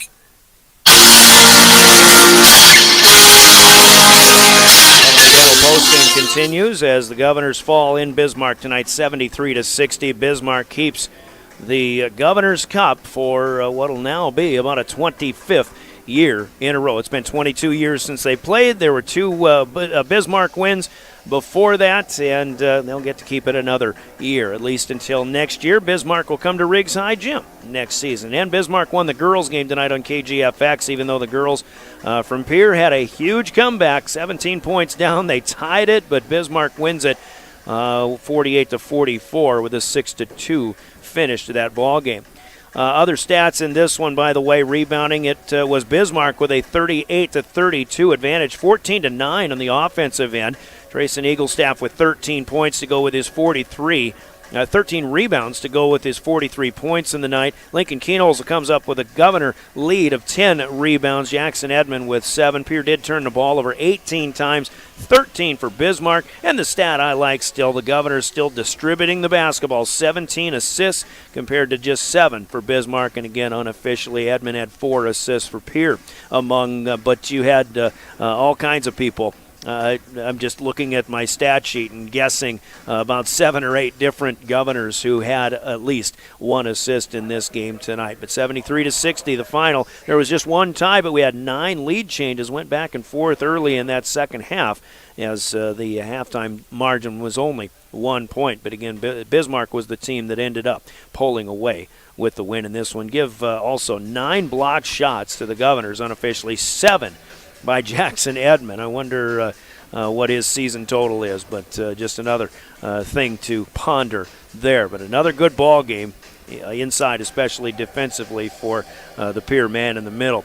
Meanwhile, it's time to talk about big plays in this game. Big plays sponsored by Hermanson Endodontics in Pierre. Let's hear from them, and we'll give you the big plays in this one when we return with more Pierre Governor basketball. Quality comes first at Hermanson Endodontics. Dr. Ryan Hermanson serves Central South Dakota with specialty root canal treatment. Hermanson Endodontics strives to provide treatment that is not only comfortable, but also provides the best possible outcome. They do this by effective and timely communication with your dentist and preserving as much of the tooth as possible using state-of-the-art 3-dimensional imaging and the dental operating microscope to guide diagnosis and treatment. Ask your dentist if a root canal specialist is right for you. Hermanson Endodontics in Pierre. Hermanson Endodontics with big plays of the game, and I guess we'll just talk about the storyline in this one. I think you really got to go to the defensive adjustments that Bismarck made.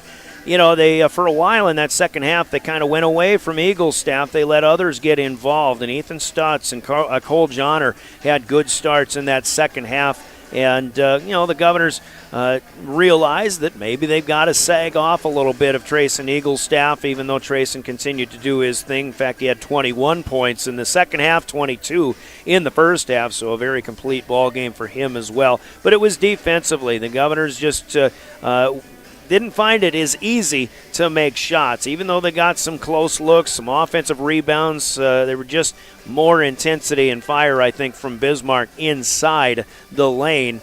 to challenge the shots of the Governors, and for whatever reason, the shots just didn't fall. After halftime, that'll be our storyline to culminate our big plays of the game from Hermanson, Endodontics, and Pierre. Also got a player of the game to announce, and we'll do that after a short break. Of course, I think we'll go with Trace and Eagles staff, but we'll make it official after this break. Player of the game brought to you by Cowboy Country Stores in Pierre, in Fort Pierre.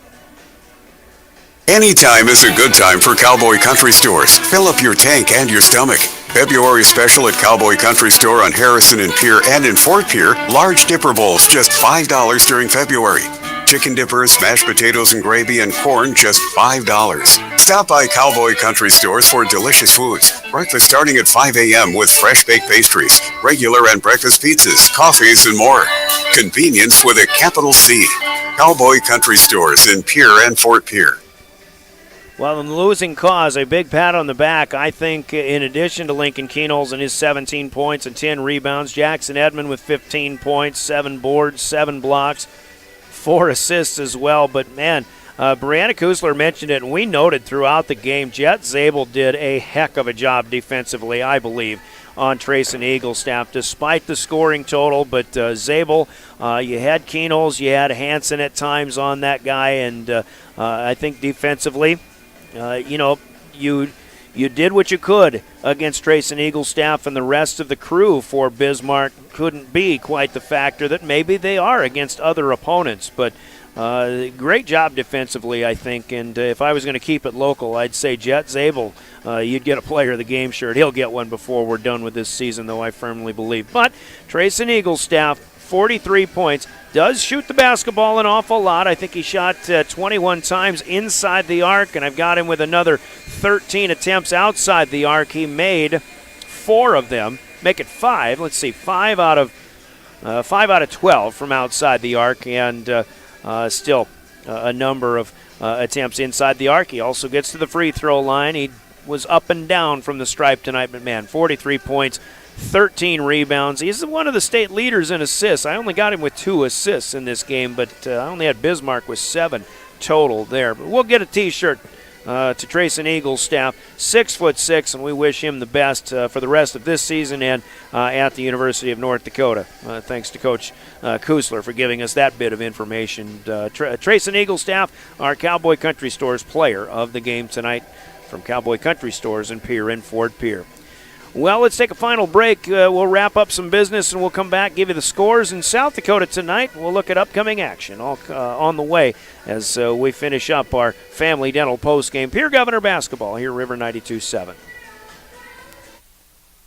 From the early days of South Dakota statehood through today's digital revolution, BankWest has remained committed to helping customers and communities succeed. BankWest Associates uphold this commitment by developing innovative products, tailoring financial solutions to customer needs, and actively supporting community causes. For a bank committed to helping you and your community prosper, choose BankWest. BankWest. Convenient, connected, committed. Member FDIC.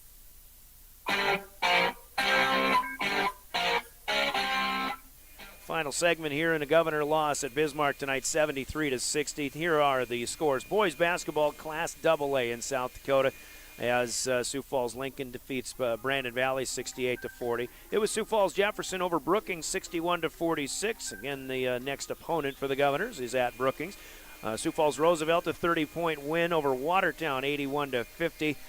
Man, Roosevelt looks like a good ball club, don't they? Aberdeen Central 70-52. They defeat Huron tonight. Harrisburg over Rapid City Central 85-50.